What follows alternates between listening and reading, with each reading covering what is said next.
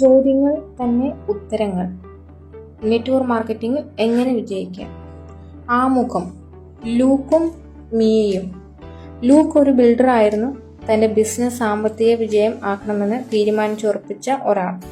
അയാളുടെ ഭാര്യ മിയ ആകട്ടെ തന്റെ ക്ലയന്റുകൾക്ക് പ്രിയങ്കരിയായ അക്കൗണ്ടന്റ് ആയിരുന്നു. ഒരു ദിവസം അവരുടെ അയൽക്കാരനായ മാർട്ടിൻ അവരെ ഒരു മീറ്റിംഗിൽ പങ്കെടുക്കാൻ ക്ഷണിച്ചു.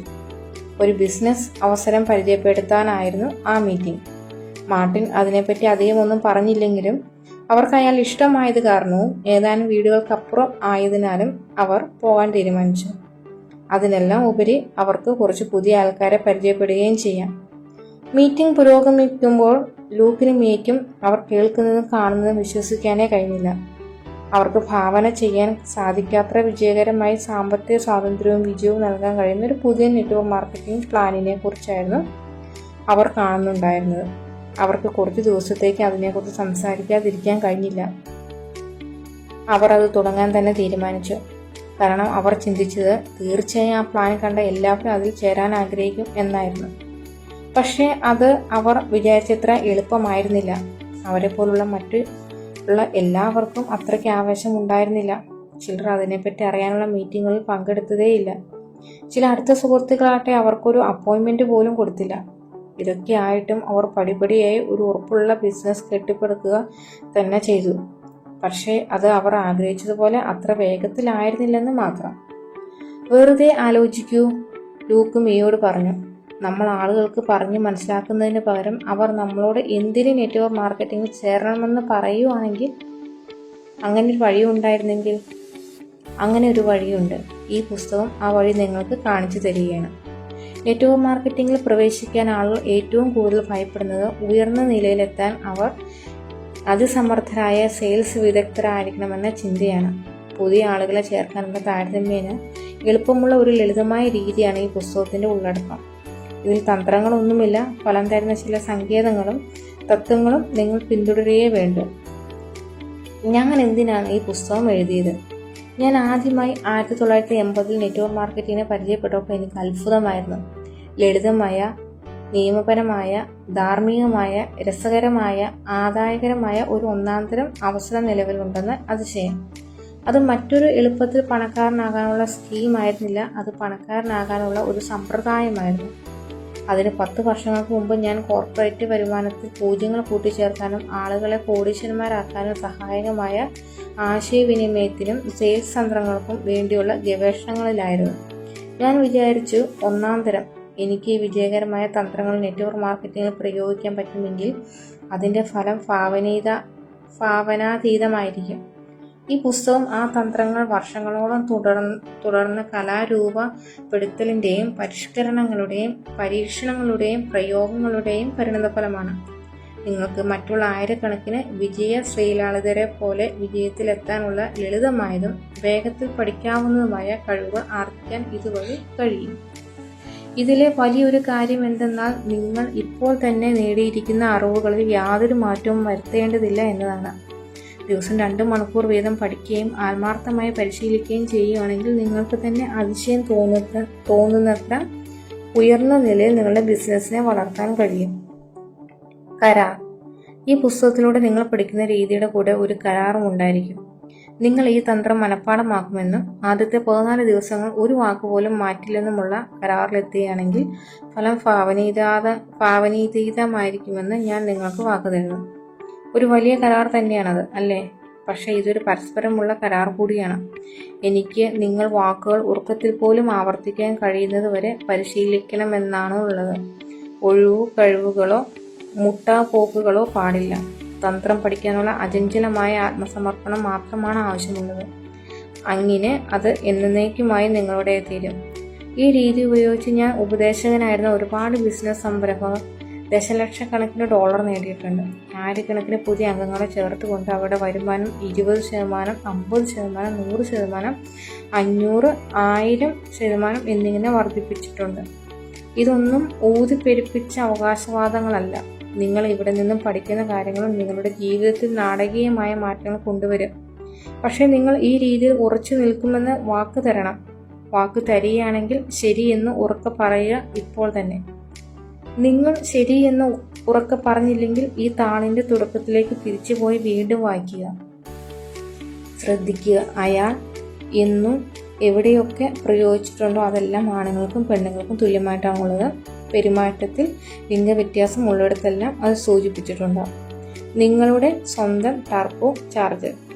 എങ്ങനെ അപ്പോയിൻമെൻറ്റുകൾ എടുക്കാമെന്നും ബിസിനസ് പ്ലാൻ എങ്ങനെ അവതരിപ്പിക്കാം എന്നും പറയുന്ന ഒന്നാന്തരം പുസ്തകങ്ങളും ടേപ്പുകളും ലഭ്യമാണ്. അതുകൊണ്ട് ആ വിഷയങ്ങളൊന്നും ഇതിൽ ആഴത്തിൽ കൈകാര്യം ചെയ്തിട്ടില്ല.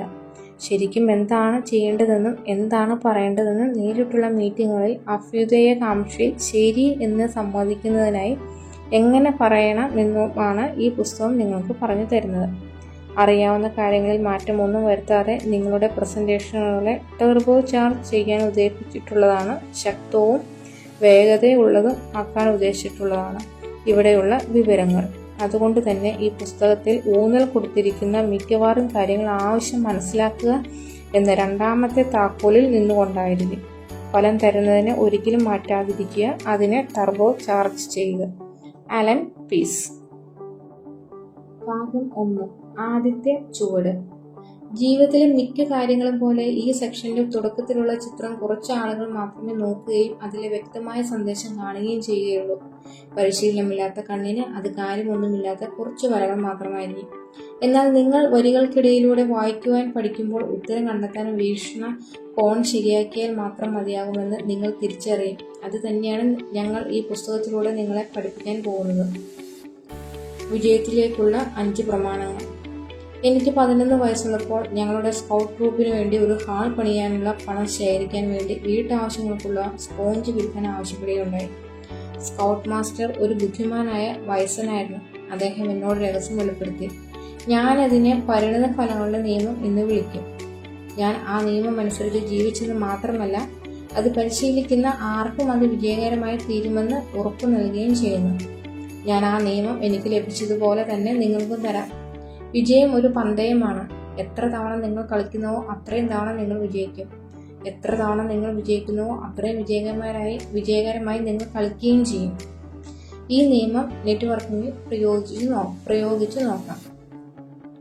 കൂടുതൽ ആളുകളോട് നിങ്ങൾക്കൊപ്പം ചേരാൻ ആവശ്യപ്പെടുന്നതിന്റെ പരിണിത ഫലം കൂടുതൽ ആളുകൾ നിങ്ങൾക്കൊപ്പം ചേരുന്നു എന്നതാകുന്നു.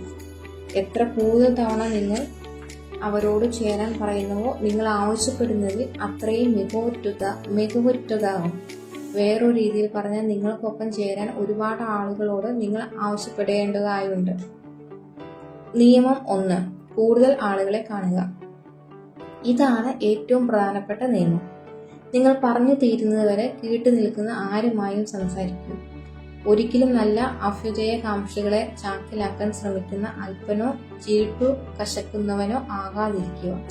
നിങ്ങളുടെ പ്രോസ്പെക്റ്റുകളുടെ പട്ടികയിൽ നോക്കി ഇവർ വളരെ വയസ്സരാണ്, വളരെ ചെറുപ്പമാണ്, വളരെ പണക്കാരാണ്, വളരെ ദരിദ്രരാണ്, വളരെ പാവമാണ്, വളരെ മിടുക്കരാണ് എന്നിങ്ങനെയെല്ലാം പറയുകയാണെങ്കിൽ നിങ്ങൾ പരാജയത്തിലേക്കുള്ള പാതയിലേക്കായിരിക്കും നീങ്ങുന്നത്.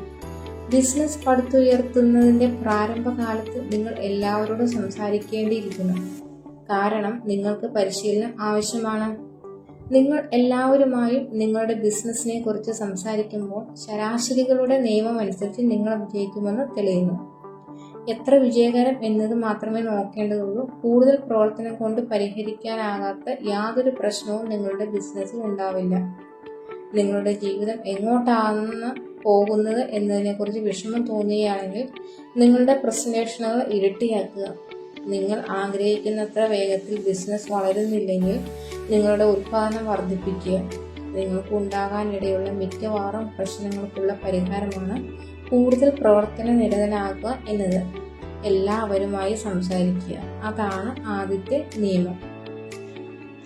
നിയമം 2. കൂടുതൽ ആളുകളെ കാണുക. ആളുകളെ വിളിച്ചുകൊണ്ടേയിരിക്കുക. നിങ്ങൾ പട്ടണത്തിലെ ഒന്നാന്തരം അവതാരകനായിരിക്കാം. പക്ഷേ ആവശ്യത്തിനുള്ള അഭ്യുദയകാംക്ഷികളെ നിങ്ങൾ കാണുന്നില്ലെങ്കിൽ നിങ്ങൾ ബിസിനസ്സിന് പുറത്താണ്. നിങ്ങൾ നന്നായി വസ്ത്രം ധരിക്കുന്നയാളും മികച്ച വ്യക്തിത്വം ഉള്ളയാളുമായിരിക്കാം. പക്ഷേ നിശ്ചിത അളവിലുള്ള പ്രസന്റേഷനുകൾ ഇല്ലെങ്കിൽ നിങ്ങൾ ശരാശരിയാവുകയുള്ളൂ. എല്ലാവരുമായി സംസാരിക്കുക. നിയമം 3. കൂടുതൽ ആളുകളെ കാണുക. കുറേയേറെ നെറ്റ്വർക്കുകാർ വെറുതെ ബിസിനസ്സുമായി ചാടിക്കളിക്കുകയുള്ളൂ. ഒരിക്കലും അവരുടെ കഴിവിനൊപ്പം എത്തില്ല. അവർക്ക് പറഞ്ഞു മനസ്സിലാക്കാൻ സാധിക്കാത്ത പ്രോസ്പെക്റ്റുകൾ കാരണമാണെന്നാണ് അവർ കരുതുന്നത്. എന്നാൽ അതല്ല സത്യം. അവർ കാണാത്ത പ്രോസ്പെക്റ്റുകൾ കാരണമാണ് അത് സംഭവിക്കുന്നത്. നിങ്ങളുടെ കഥ പറഞ്ഞുകൊണ്ടേയിരിക്കൂ. ഈ ആദ്യത്തെ 3 നിയമങ്ങൾ അനുസരിക്കുകയാണെങ്കിൽ നിങ്ങൾ അതിഗംഭീര വിജയമായിത്തീരും. നിയമം 4. ശരാശരികളുടെ നിയമം പ്രയോഗിക്കുക. ജീവിതത്തിലെ എല്ലാ നിയമങ്ങളുടെയും വിജയത്തിനെ ഭരിക്കുന്നത് ശരാശരികളുടെ നിയമം എന്ന് വെച്ചാൽ നിങ്ങൾ ഒരേ കാര്യം ഒരേ രീതിയിൽ ഒരേ സാഹചര്യത്തിൽ ആവർത്തിച്ച് ചെയ്യുകയാണെങ്കിൽ അത് എപ്പോഴും സുസ്ഥിരമായിരിക്കുമെന്ന ഒരു കൂട്ടം ഫലങ്ങൾ ഉണ്ടാകും. ഉദാഹരണത്തിന്, ഒരു $1 പോക്കർ മെഷീന്റെ ശരാശരി ചെലവ് ഏകദേശം 10.1 ആണെന്നിരിക്കട്ടെ. നിങ്ങൾ ഓരോ 10 തവണയും ബട്ടൺ അമർത്തുമ്പോൾ നിങ്ങൾക്ക് മൊത്തമായി കിട്ടുന്ന തുക 60 സെന്റുകൾക്കും $20 ഇടയിലായിരിക്കും. $20 മുതൽ $100 വരെയുള്ള നിങ്ങളുടെ വിജയ സാധ്യത 118.1 ആയിരിക്കും. അതിൽ വലിയ കഴിവുകളൊന്നും ഉൾപ്പെട്ടിട്ടില്ല. മെഷീനുകൾ പ്രോഗ്രാം ചെയ്തിരിക്കുന്നത് ശരാശരികളിലും ശതമാനങ്ങളിൽ പണം നൽകാനാണ്. ഇൻഷുറൻസ് ബിസിനസ്സിൽ ഞാൻ കണ്ടെത്തിയ ശരാശരി 1.56 ആണ്. എന്ന് വെച്ചാൽ ഞാൻ തെരുവിലേക്ക് പോയി നിങ്ങൾക്ക് ലൈഫ് ഇൻഷുറൻസ് വാങ്ങണമെന്നില്ലല്ലേ എന്ന ഒരു പ്രതിലോമ ചോദ്യം ചോദിക്കുകയാണെങ്കിൽ 56 ഒരാൾ ഉണ്ട് എന്ന് പറയും. അപ്പോൾ ഞാൻ ഈ ചോദ്യം ഒരു ദിവസത്തിൽ 168 തവണ ചോദിച്ചാൽ എനിക്ക് ഒരു ദിവസം 3 സെയിൽസ് ഉണ്ടാക്കി സെയിൽസ് ആളുകളിലെ ടോപ്പ് 5% എത്താൻ കഴിയും. നിങ്ങൾ തെരുവിൽ ഒരിടത്ത് നിന്ന് നടന്നു പോകുന്ന ഓരോരുത്തരോടും എൻ്റെ ഒപ്പം നെറ്റ്വർക്ക് ബിസിനസ്സിൽ ചേരുമോ എന്ന് ചോദിച്ചാൽ ശരാശരികളുടെ നിയമം നിങ്ങൾക്ക് ഫലം കൊണ്ടുവരും. ഒരുപക്ഷെ 1:100 ശരി എന്ന് പറയും. ശരാശരികളുടെ നിയമം എപ്പോഴും പ്രയോജനം കൊണ്ടുവരും. ഞാൻ കുട്ടിയായപ്പോൾ വീട്ടാവശ്യങ്ങൾക്കുള്ള സ്പോഞ്ച് വീടാന്തരം 1-ന് 20 സെന്റ് എന്ന് വിൽക്കുമ്പോൾ എൻ്റെ ശരാശരികൾ ഇങ്ങനെയായിരുന്നു: 10:7:4:2. വൈകുന്നേരം 4-നും 6-നും ഇടയ്ക്ക് ഞാൻ മുട്ടിയ ഓരോ 10 വീട്ടിലും 7 വീട്ടുകാർ വാതിൽ തുറക്കുമായിരുന്നു. 4 വീട്ടുകാർ എൻ്റെ പ്രസന്റേഷൻ കേൾക്കുകയും 2 വീട്ടുകാർ ഒരു സ്പോഞ്ച് വാങ്ങുകയും ചെയ്യുമായിരുന്നു. അപ്പോൾ ഞാൻ 40 സെന്റുകൾ ഉണ്ടാക്കും. 1962 അത് വലിയ തുകയായിരുന്നു, പ്രത്യേകിച്ചും ഒരു 11 വയസ്സുകാരന്. ഒരു മണിക്കൂറിൽ സുഖമായി ഞാൻ 30 വാതിലുകൾ മുട്ടുമായിരുന്നു. അപ്പോൾ 2 മണിക്കൂറിൽ ഞാൻ 12 സെയിൽസ് നേടും. $2.40 തുല്യം. കാരണം ശരാശരികൾ എങ്ങനെയാണ് പ്രവർത്തിക്കുന്നതെന്ന് എനിക്ക് മനസ്സിലായിരുന്നു. ഒരിക്കലും തുറക്കാത്ത 3 വാതിലുകളെക്കുറിച്ചും എൻ്റെ പ്രസന്റേഷൻ കേൾക്കാൻ തയ്യാറാകാത്ത 3 പേരെക്കുറിച്ചും വാങ്ങാത്ത 2 പേരെക്കുറിച്ചും ഞാൻ വിഷമിച്ചില്ല. എനിക്കാകെ അറിയാവുന്ന 10 വാതിലുകൾ മുട്ടിയാൽ എനിക്ക് 40 സെന്റ് കിട്ടുമെന്നായിരുന്നു. എന്ന് വെച്ചാൽ ഓരോ തവണയും എൻ്റെ കൈ ഒരു വാതിലിൽ സ്പർശിക്കുമ്പോഴും അടുത്തത് എന്ത് സംഭവിച്ചാലും എനിക്ക് 4 സെന്റ് ലഭിക്കും. ഇതെനിക്ക് വളരെ ശക്തമായ പ്രചോദനമായിരുന്നു. ഏതെങ്കിലും 10 വാതിലുകൾ മുട്ടിയാൽ ഞാൻ 40 സെന്റുകൾ സമ്പാദിക്കും. എത്ര വേഗത്തിൽ ആ വാതിലുകളിൽ മുട്ടുന്നു എന്നത് മാത്രമായിരുന്നു വിജയത്തിൻ്റെ കാതൽ. നിങ്ങളുടെ അനുപാതങ്ങൾ രേഖപ്പെടുത്തുക. എൻ്റെ വിൽപ്പനയുടെ ശരാശരികളും കണക്കുകളും സുസ്ഥിര വിവര പട്ടികയും സൂക്ഷിക്കുന്ന ഒരു ശക്തമായ പ്രചോദനമായിരുന്നു. വേഗം തന്നെ എനിക്ക് ഒരു വാതിൽ തുറക്കാത്തതും ആരെങ്കിലും എന്നെ കേൾക്കാൻ തയ്യാറാകാത്തതും വാങ്ങാൻ കൂട്ടാക്കാത്തതും പ്രശ്നമല്ലാതായിത്തീർന്നു. ഞാൻ കുറേയേറെ വാതിലുകൾ മുട്ടി പ്രസന്റേഷൻ ശ്രമിക്കുന്നിടത്തോളം ഞാൻ വിജയമായിരുന്നു. അപ്പോൾ എനിക്ക് സമാധാനമാകുകയും വാതിലുകൾ മുട്ടുന്നത് രസകരമായി തോന്നുകയും ചെയ്യും. നിങ്ങളുടെ ശരാശരികളും സ്ഥിതി കണക്കുകളും രേഖപ്പെടുത്തുന്നത് നിങ്ങളുടെ പ്രതീക്ഷയോടെ ശരിയായ പാതയിൽ നിലനിർത്തും. ഇതാണ് സുസ്ഥിരമായ പ്രചോദനത്തിനും അവഗണനയെ കൈകാര്യം ചെയ്യുന്നതിനുമുള്ള താക്കോൽ. നിങ്ങളുടെ ശ്രദ്ധ ശരാശരികളിലാകുമ്പോൾ ബാക്കിയുള്ളതൊന്നും നിങ്ങളെ ബാധിക്കില്ല. എത്രയും പെട്ടെന്ന് അടുത്ത കോൾ ചെയ്യാൻ നിങ്ങൾ പ്രചോദിതരായിത്തീരും. ശരാശരികളെ മനസ്സിലാക്കാതെയുള്ള പ്രചോദനം നിങ്ങൾക്ക് അടുത്തതെന്തെന്ന് സംഭവിക്കും എന്നതായിരിക്കും. ആരെങ്കിലും വേണ്ട എന്ന് പറയുകയാണെങ്കിൽ നിങ്ങൾ വിഷണ്ണനായിത്തീരും. ഒരു വാതിൽ തുറന്നില്ലെങ്കിൽ നിങ്ങൾക്ക് വിഷമം തോന്നും. ശരാശരികളുടെ നിയമം അംഗീകരിക്കുകയും മനസ്സിലാക്കുകയും ചെയ്യുമ്പോൾ ഒന്നും നിങ്ങളെ ബാധിക്കില്ല. നിങ്ങളുടെ കോളുകൾ, പ്രസന്റേഷനുകൾ, പുതിയ അംഗങ്ങൾ എന്നിവയുടെ കണക്കുകൾ സൂക്ഷിക്കുന്നത് കൊണ്ട് നിങ്ങൾക്ക് സ്വന്തമായ ഒരു ഗണം ശരാശരികൾ വികസിപ്പിക്കാൻ സാധിക്കും. എൻ്റെ സ്വന്തം $9 പോക്കർ മെഷീൻ. ഞാൻ ഒരു ടീം മാനേജർ ആയിരുന്നപ്പോൾ എനിക്ക് പാത്രങ്ങൾ, പാനുകൾ, കിടക്കവിരികൾ, ബ്ലാങ്കറ്റുകൾ എന്നിവ വിൽക്കുന്ന സായാഹ്ന ജോലി ഉണ്ടായിരുന്നു, കൂടുതലും പരിചയക്കാർ വഴി. ഇപ്പോഴത്തെ എൻ്റെ അനുപാതം 5:3:2:1. ഞാൻ ഫോണിൽ വിളിക്കുന്ന ഓരോ 5 പ്രോസ്പെക്റ്റുകളും 3 പേർ എനിക്ക് അപ്പോയിൻമെന്റ് തരുമായിരുന്നു. എനിക്ക് ആ പ്രോസ്പെക്റ്റുകളിൽ 2 പേർക്ക് മാത്രമേ പ്രസന്റേഷൻ കൊടുക്കാനുള്ള അവസരം കിട്ടുമായിരുന്നുള്ളൂ. കാരണം മൂന്നാമത്തെയാൾ ഒന്നുകിൽ എന്നെ വൈകിപ്പിക്കും, അപ്പോയിൻമെന്റ് റദ്ദാക്കും, ശ്രദ്ധിക്കാതിരിക്കും, അല്ലെങ്കിൽ എൻ്റെ നിയന്ത്രണത്തിന് പുറത്തുള്ള എന്തെങ്കിലും എതിർപ്പുണ്ടാവും. എന്നെ കേൾക്കുന്ന 2 പേരിൽ ഒരാൾ വാങ്ങിക്കുകയും ഞാൻ $45 നേടുകയും ചെയ്യും. അപ്പോൾ ഞാൻ ഫോണിൽ വിളിക്കുന്ന ഓരോ 5 പേരിലും എനിക്ക് $45 കമ്മീഷൻ ലഭിക്കും. ഒരു ഫോൺ കോളിന് $9 എന്ന കണക്കിൽ. ഇതിനർത്ഥം ടെലിഫോണിൽ ഓരോ ശരിക്കും ഞാൻ $15 സമ്പാദിക്കുന്നു. വാങ്ങിയാലും വാങ്ങിയില്ലെങ്കിലും വന്നാലും വന്നില്ലെങ്കിലും അവർ എന്നോട് പറയുന്നതൊന്നും കാര്യമാക്കാതെ. അത് ഗംഭീരമായിരിക്കുന്നു. ഞാൻ ഒരു വലിയ $9 വരച്ച് എൻ്റെ ടെലിഫോണിൻ്റെ അടുത്ത് വെച്ചു. ഞാൻ ഫോണിൽ ഓരോ തവണ സംസാരിക്കുമ്പോഴും എനിക്ക് $9 വീതം ലഭിക്കുന്നു. അപ്പോയിൻമെന്റിനും ശരി എന്ന് പറയുന്ന ഓരോ ആളിനും എനിക്ക് $15 വീതം ലഭിക്കുന്നു. എന്ന് വെച്ചാൽ എൻ്റെ ലക്ഷ്യത്തിൽ എനിക്ക് പരിപൂർണ നിയന്ത്രണം ഉണ്ടായിരുന്നു. മിക്കവാറും മറ്റുള്ള സെയിൽസ് ആളുകൾ ഒരു പ്രോസ്പെക്റ്റ് ഇല്ല എന്ന് പറയുമ്പോൾ വിഷമിക്കുമായിരുന്നു. വേഗം തന്നെ ഞാൻ ആ കമ്പനിയുടെ രാജ്യത്തിലെ 1ാം നമ്പർ സെയിൽസ്മാൻ ആയിത്തീർന്നു. എൻ്റെ 5:3:2:1 അനുപാതം കണക്കാക്കുന്നത് ഫോൺ കോളുകൾ $9, അപ്പോയിൻമെന്റ് $15, പ്രസന്റേഷനുകൾ $22.50, സെയിൽസ് $45. ഞാൻ ഒരിക്കലും എൻ്റെ അടുത്ത് നിന്ന് വാങ്ങാൻ സാധ്യതയുള്ള ആളുകളെ അന്വേഷിച്ചിട്ടില്ല. എൻ്റെ പ്രധാന ലക്ഷ്യം പ്രോസ്പെക്റ്റുകൾക്ക് ഫോൺ കോളുകൾ നടത്തുന്നതായിരുന്നു. ഇതാണ് താക്കോൽ. പുതിയ വിതരണക്കാരെ അന്വേഷിച്ചു പോകാതിരിക്കുക. നിങ്ങളുടെ പ്രസന്റേഷനിൽ ശ്രദ്ധിക്കുന്ന പ്രോസ്പെക്റ്റുകളെ തേടുക. ശരാശരികളുടെ നിയമം നിങ്ങളുടെ കാര്യം നോക്കിക്കൊള്ളും. ഉന്നതിയിലേക്ക് എത്തിച്ചേരുക. എൻ്റെ 20 വയസ്സിൽ ഞാൻ ലൈഫ് ഇൻഷുറൻസ് ബിസിനസ്സിൽ സെയിൽസ്മാൻ ആയി ചേർന്നു. 21 വയസ്സിൽ ഞാൻ അവരുടെ ആദ്യത്തെ വർഷത്തിൽ $1 മില്യൺ വിൽപ്പന നടത്തുന്ന ഏറ്റവും പ്രായം കുറഞ്ഞ ആളാകുകയും $1 മില്യൺ റൗണ്ട് ടേബിൾ ക്ലബിലേക്ക് യോഗ്യത നേടുകയും ചെയ്തു.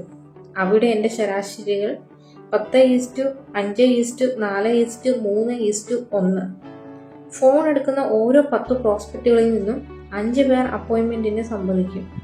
ഒരാളുടെ അപ്പോയിൻമെന്റ് നടക്കില്ല. അപ്പോൾ ഞാൻ 4 പേരെ മാത്രമേ കാണുന്നുള്ളൂ. ഈ 4 പേരിൽ എനിക്ക് 3 പേർക്ക് മാത്രമേ പ്രസന്റേഷൻ പൂർത്തിയാക്കാൻ കഴിയാറുള്ളൂ. ഒരാൾ വാങ്ങുകയും അങ്ങനെ ഞാൻ $300 സമ്പാദിക്കുകയും ചെയ്യുന്നു. എൻ്റെ ശ്രദ്ധ എപ്പോഴും 5 പേർ അപ്പോയിൻമെന്റിന് ശരി എന്ന് പറയുന്നതിലായിരുന്നു. ഞാൻ ഒരിക്കലും ഇന്റർവ്യൂവിന് വരാത്ത പ്രോസ്പെക്റ്റുമാരെയോ എൻ്റെ പ്രസന്റേഷനെ ശ്രദ്ധിക്കാത്തവരെയോ വാങ്ങാത്ത 2 പേരെയോ ശ്രദ്ധിച്ചിരുന്നില്ല. ഈ പരിപാടികളെല്ലാം വാങ്ങിക്കുന്നവരെ കണ്ടെത്താൻ ആവശ്യമായ ഘടകം മാത്രമായിരുന്നു. വാസ്തവത്തിൽ ഒരു പ്രോസ്പെക്റ്റ് ഇന്റർവ്യൂവിന് വന്നില്ലെങ്കിൽ ഞാൻ കാര്യമാക്കില്ല. കാരണം ഞാൻ എന്നെ വൈകിപ്പിക്കുന്ന ഒരാൾക്ക് വേണ്ടി സമയം മാറ്റി വെച്ചിരുന്നു. അതുകൊണ്ട് അങ്ങനെ സംഭവിക്കുമ്പോഴും ഞാൻ $60 സമ്പാദിക്കുന്നുണ്ട്. നിങ്ങൾ അക്കങ്ങളുടെ ബിസിനസ്സിലാണുള്ളത്. 10 പേർ ഫോൺ എടുക്കുമെന്നുണ്ടെങ്കിൽ 5 പേർ എന്നെ കാണാൻ സമ്മതിക്കുമെന്നും എനിക്ക് $300 കമ്മീഷനായി ലഭിക്കുമെന്നും എനിക്കറിയാമായിരുന്നു. ഇത് ഓരോ തവണ പ്രോസ്പെക്റ്റ് ഫോൺ എടുക്കുമ്പോഴും $30 എന്നതിന് തുല്യമാകുന്നു. എൻ്റെ 10:5:4:3:1 അനുപാതം കണക്കാക്കുന്നത് ഫോൺ കോളുകൾ $30, അപ്പോയിൻമെന്റുകൾ $60, പ്രസന്റേഷനുകൾ $75, പോസ്റ്റുകൾ $100, സെയിൽസ് $300. എനിക്ക് 21 വയസ്സായപ്പോൾ ഞാൻ സ്വന്തം വീട് വാങ്ങിച്ചു. ഒരു പഴയ മോഡൽ മെഴ്സിഡസ് ബെൻസ് ഓടിച്ചു. വളരെ സുഖകരമായ ജീവിതം ജീവിച്ചു. അപ്പോഴേക്കും ടെലിഫോണിലൂടെ ശരി എന്ന് പറയുന്ന 5 പ്രോസ്പെക്റ്റുകളെ എത്ര വേഗത്തിൽ കിട്ടുന്നു എന്നത് മാത്രമായിരുന്നു എനിക്കുണ്ടായിരുന്ന വിഷയം. നിയമം 5. നിങ്ങളുടെ ശരാശരികൾ മെച്ചപ്പെടുത്തുക. ഇൻഷുറൻസ് ബിസിനസ്സിൽ ഓരോ തവണയും ഞാൻ ഫോൺ എടുത്ത് ആരോടെങ്കിലും സംസാരിക്കുമ്പോൾ $30 സമ്പാദിക്കുമെന്ന് എനിക്കറിയാം. എന്തായാലും എൻ്റെ അഭിപ്രായത്തിൽ 5 അപ്പോയിൻമെന്റുകൾക്ക് 10 കോളുകൾ എന്ന ശരാശരി അത്രയ്ക്കും മെച്ചമല്ലായിരുന്നു. കാരണം അതുകൊണ്ട് ഞാൻ ഒരുപാട് പ്രോസ്പെക്റ്റുകളെ നഷ്ടപ്പെടുത്തുകയാണ്. എനിക്ക് 10 കോളുകൾ കുറഞ്ഞത് 8 അപ്പോയിൻമെന്റുകൾ സംഘടിപ്പിക്കാൻ സാധിക്കുന്ന ഒരു അപ്പോയിൻമെന്റ് നേടൽ രീതി ആവശ്യമായി തീർന്നു. എന്ന് വെച്ചാൽ എനിക്ക് ആദ്യത്തെ പോലെ കഠിനമായി ഫോണിലൂടെ സംസാരിക്കേണ്ടതില്ല. കാരണം അത്ര വേഗത്തിൽ ഞാൻ ഉപയോഗിക്കുന്നില്ല. എൻ്റെ അപ്പോയിൻമെന്റ് പ്രസന്റേഷൻ അനുപാതമായ 5:4 അർത്ഥമാക്കുന്നത് എൻ്റെ പ്രോസ്പെക്റ്റുകളെ 20% പേർ എത്തിപ്പെടുന്നില്ലാത്തത് കൊണ്ട് ആ സമയം എനിക്ക് കൂടുതൽ യോഗ്യരായ പ്രോസ്പെക്റ്റുകൾക്ക് ഫോൺ ചെയ്ത് ആ വിടവ് നികത്താൻ കഴിയും എന്നതാണ്. എൻ്റെ പ്രസന്റേഷൻ ക്ലോസ് ശരാശരിയായ 3:1 മെച്ചപ്പെടുത്താനും സാധിക്കും.